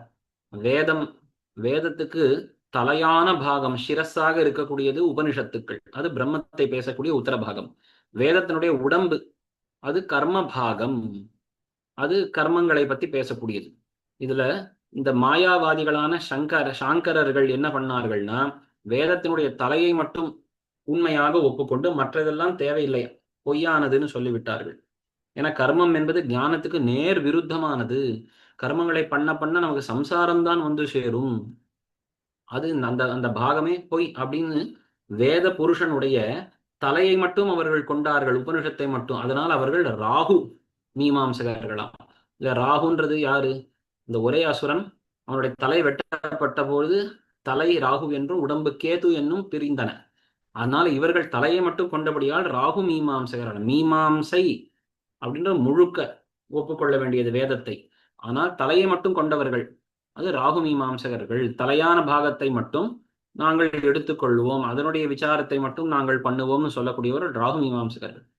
அடுத்தது இந்த ஜெய்மினி பட்சத்தை சேர்ந்தவர்கள் பூர்வ மீமாம்சகர்கள். அவர்கள் உடம்பான கர்ம மீமாம்சையை மட்டும், கர்ம பாகத்தை மட்டும் கொண்டார்களாம். வேத சிரஸான உத்தர பாகம் ஜீவ அதிரிக்த பிரம்ம பரம் அன்று. அவர்கள்லாம் தவறான வாதம். இந்த பாட்டர்கள் பிராபாகரர்கள்னு ரெண்டு பேர் இருக்கா. எம்பெருமானாருடைய அந்த வாழி திருநாட்டில் சொல்றோம் இல்லையா, சங்கர யாதவ பாஸ்கர பாட்ட பிரபாகரர் தங்கள் மதம். இந்த பாட்டர்கள் பிரபாகரர்கள் நாள்பாட்டிலே சொல்லும் பொழுது இந்த பாட்ட பிரபாகரர்கள்ன்றவர் தான் இந்த பூர்வ மீமாம்சகர்கள். அவர்களுடைய பட்சம் என்ன தெரியுமா? வேதத்தின் தலையான பாகம் உத்தர பாகம் உபனிஷத்திற்கே அது ஜீவனை பத்தி தான் பேசுகிறதே ஒழிய பிரம்மம்னு ஒரு தத்துவமே கிடையாது. அவர்களும் நாஸ்திகவாதிகள் தான். பிரம்மம் கிடையாது, தனிப்பட்ட பிரம்மமே கிடையாது. ஜீவன் தான் எல்லா இடத்திலையும் பிரம்மம் ஆத்மான்னு சொல்லப்படுகிறான். கர்ம கர்த்தாக்களான ஜீவர்கள் மாத்திரத்தை பிரதிபாதிக்கையாலே வேதாந்த பாகம் நிஸ்ஸாரம் என்று கொள்ளுகிற பாருங்கள். அப்போ கர்மங்கள் அவர்களுக்கு கர்மம் கர்மம் கர்மம், கர்மம்னா கிரியைகள், வேத காரியம் வேத கிரியை வேத கிரியை, இவ்வளவுதான் அவர்களுக்கு திருஷ்டி. அப்போ யாக யஜ்ஞாதிகளை பண்ணக்கூடிய ஜீவாத்ம ஸ்வரூபம் தான் உபனிஷத்திலையும் சொல்லப்பட்டிருக்குன்னு அவர்கள் சொன்னார்கள். அதனால வேதாந்த பாகத்தினுடைய அந்த பரமாத்ம தத்துவத்தையே அவர்கள் தள்ளிவிட்டபடியால் அவர்களுக்கு உபனிஷத்தெல்லாம் நிஸ்ஸாரம், அதுல ஒன்றும் பெரிய விஷயமே கிடையாது. பூர்வ பாகம் தான் நிறைய விஷயத்தை சொல்லுகிறது, உத்தர பாகம் வெறும் பேருக்குத்தான் அவர்கள் சொன்னபடியால் அவர்கள் அந்த உபனிஷத்தை நிஸ்ஸாரமாக கொண்டார்கள். அதனால அப்படி கொள்ளுகிற கபந்த மீமாம்சகரான பாட்ட பிராபாகரர்களை போலவும் அன்னிக்கே. கபந்தம்னா என்ன? தலை இல்லாத உடம்பு, அதுக்குதான் கபந்தம்னு பெயர். அப்படி அந்த வெறும் கபந்தமான வேதத்தை கொண்டு அதை நாங்கள் மீமாம்சை பண்ணுவோம், விசாரம் பண்ணுவோம்னு இறங்கினார்கள்.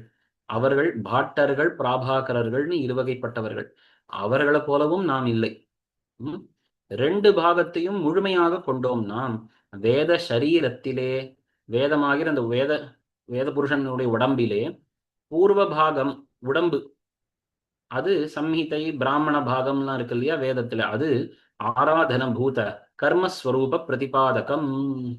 உத்தர பாகம் ஆராத்திய பூத பரபிரம்ம பிரதிபாதகம் என்று கொள்ளுகையாலே சமக்ர வேத ஷரீர சுவாரஸ்யமும் சித்தம். இதுதான் முக்கியம். அதனால்தான் எம்பெருமானார் தன்னுடைய முதல் கிரந்தத்தை அருளி செய்யும் பொழுது வேதார்த்த சங்கிரகம்னு வைத்தாரே ஒழிய வேதாந்தார்த்த சங்கிரகம்னு சொல்லல. வேதம் முழுக்க நமக்கு பிரமாணம். ஸ்ரீவசன பூஷணத்திலையும் நாம் பார்த்தோமானால் வேதார்த்தம் அறுதியிடுவது அப்படின்னு தான் ஆரம்பித்தாரே ஒழிய நமக்கு வேதாந்தம் தான் முக்கியம், பரமாத்மா தான் முக்கியம்னு போகல. அதான் இங்க காட்டுறாரு. நம்முடைய சம்பிரதாயத்தில் தான் வேதம் அனைத்துக்கும் சுவாரஸ்யம் ஏற்படும். ஏன்னா வேதத்தினுடைய பூர்வ பாகம் கர்ம காண்டம் என்பது பரபிரம்மத்துக்கு ஆராதனங்களான யாக யஜ்ஞ ஹோமாதிகளை பேசக்கூடியது, அதுவும் வேணும். உத்தர பாகமாகிற இந்த வேதாந்தம் உபனிஷத்து என்பது நேரடியாக பிரம்மஸ்வரூபம், ஆராதிக்கப்படுபவனான பிரம்ம பரமாத்மாவின் ஸ்வரூபத்தை பேசுகின்றன இந்த உபனிஷத்துக்கள். எனவே இரண்டும் வேணும் தான் அப்படின்னு முழு வேதத்துக்கு பொருத்தம் நம்முடைய சித்தாந்தத்தில் தான். இப்படி பகவத் பாஷ்யக்காரராலே விஸ்தரிக்கப்பட்டிருக்கிற விசிஷ்டாத்வைத மதம் வியாச பகவானுக்கு அத்தியந்த அபிமதமாயிருக்கும். ஆக இப்படி இந்த எம்பெருமானாராலே தம் ஸ்ரீபாஷ்யாதி கிரந்தங்களிலே காட்டப்பட்ட இந்த விசிஷ்டாத்வைத சித்தாந்தம் தான் பிரம்மசூத்திரங்களை இயற்றிய வேதவியாச பகவான் அவருக்கும் திருவுள்ளம் இந்த சித்தாந்தத்தில் தான். வேதவியாச பகவானை பற்றி சொல்லும் பொழுது நம்முடைய பூர்வாச்சாரியர்கள் அழகான ஒரு ஸ்லோகத்தை இயற்றினார்கள். புரா சூத்திரைர் வியாசக ஸ்ருதிசத சிரோர்த்தம் கிரதிதவான் புனர் வவ்ரே அப்படின்னு ஒரு ஸ்லோகத்திலே முன்பு அந்த வேதவியாச பகவான் பிரம்மசூத்திரங்களை இயற்றினார். அதன் பிறகு அவரே ஆழ்வாராக அவதரித்து அதை தம்முடைய திருவாய்மொழியினாலே விவரித்து காட்டினார். மீளவும் அவரே மூன்றாவது எம்பெருமானாராக அவதரித்து ஸ்ரீபாஷ்யத்தை அருளி செய்து இந்த இரண்டு நூல்களுக்கும் பொருத்தமான அர்த்தத்தை காட்டினார் அப்படின்னு ஒரு ஸ்லோகம் இருக்கு. புரா சூத்திரைர் வியாசக ஸ்ருதிசத சிரோர்த்தம் கிரதிதவான் விவவ்ரே தம் ஸ்ராவ்யம் வகுளதரதாம் ஏத்யஹி புனः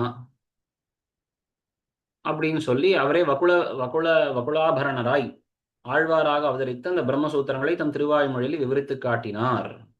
உபாவே தத் கிரந்தௌ கடயித்து மனாக யுக்திபிரசௌ புனர்ஜக்ஞே ராமாவரஜ இது பரபிரம்ம முகுரஹ. இந்த இரண்டு வேதாந்தங்கள் பிரம்மசூத்திரங்கள் அதே போல திருவாய்மொழி ஆகிய இரண்டு வேதாந்தங்களையும் நல்ல யுக்திகளை கொண்டு தர்க்கங்களாலே பொருந்த விட செய்ய வேணும் என்பதற்காகத்தான் மீளவும் அவர் ராமானுஜராக அவதரித்து ஸ்ரீபாஷ்யத்தை அருளி செய்தார்னு இருக்கு. அதனால்தான் இதை கொண்டு பாஷ்யக்காரர் இதை கொண்டு சூத்திர வாக்கியங்கள் ஒருங்க விடுவர் அப்படின்னு திருவாய்மொழியை கொண்டு அவர் ஸ்ரீபாஷ்யத்தை சாதித்தார்னு ஒரு பக்கம் சொல்லப்பட்டது. எதுக்கு தெரிவித்தேன் அப்படின்னா, வேதவியாச பகவானுடைய திருவுள்ள கருத்தும் இந்த ஸ்ரீ விசிஷ்டாத்வைத மதத்தில் அப்படின்னு சொல்லும் பொழுது வேதவியாசர் அருளி செய்த பிரம்மசூத்திரங்கள், அதற்கு பின்பு ஆழ்வார் அருளி செய்த திருவாய்மொழி, அதை அழகாக பொருந்தவிட்டு பிரம்மசூத்திரங்களுக்கு வியாக்கியானம் விட்டருளிய எம்பெருமானார் அப்படின்னு நம்ம அந்த ஸ்ரீபாஷ்யத்தினுடைய அர்த்தம் பிரம்மசூத்திரங்களில் அழகாக காட்டப்பட்டிருக்கின்றனன்றது அதனுடைய முக்கியத்துவம் நமக்கு தெரியணும். அதனால ரொம்ப ஆச்சரியமாக இப்படி நம்முடைய சம்பிரதாயத்தில் தான் விசிஷ்டாத்வைதத்தில் தான் பேதாபேத ஸ்ருதிகள் என்ன, காரண ஸ்ருதிகள் என்ன, சகுண நிர்குண ஸ்ருதிகள் என்ன, அனைத்து விதமான ஸ்ருதிகளும் பொருந்தும் என்ன எடுத்துக்காட்டி இந்த கிரந்தத்தை முடித்திருக்கார் அண்ணாவப்பங்கார சுவாமி. இப்பேற்பட்ட இந்த ஒரு சின்ன கிரந்தத்திலே ரொம்ப அழகாக நம்முடைய விசிஷ்டாத்வைத சித்தாந்தத்தினுடைய பெருமையும் இதில் கண்டிக்கப்பட்ட ஸ்ரீபாஷ்யாதி கிரந்தங்களிலே கண்டிக்கப்பட்டிருக்கக்கூடிய 10 மதங்களினுடைய அம்சமும் இங்கே இப்படி காட்டப்பட்டிருக்கு. இதெல்லாம் இப்படி ஒரு சில காலக்ஷேபங்களை இதை நாம் அனுபவித்தோம். மேலேயும் அடுத்தது வேற ஒரு கிரந்தத்தை இது போலே நாம் அனுபவிக்கலாம். ஸ்ரீமத்யை விஷ்ணுசித்தாரிய மனோநந்தன ஹேதவே நந்தநந்தன சுந்தர்யை கோதாயை நித்யமங்கலம் ஸ்ரீமதே ரம்யஜா மாத்ரு முனீந்திராய மகாத்மனே ஸ்ரீரங்கவாசினே பூயாத் நித்யஸ்ரீர் நித்யமங்கலம்.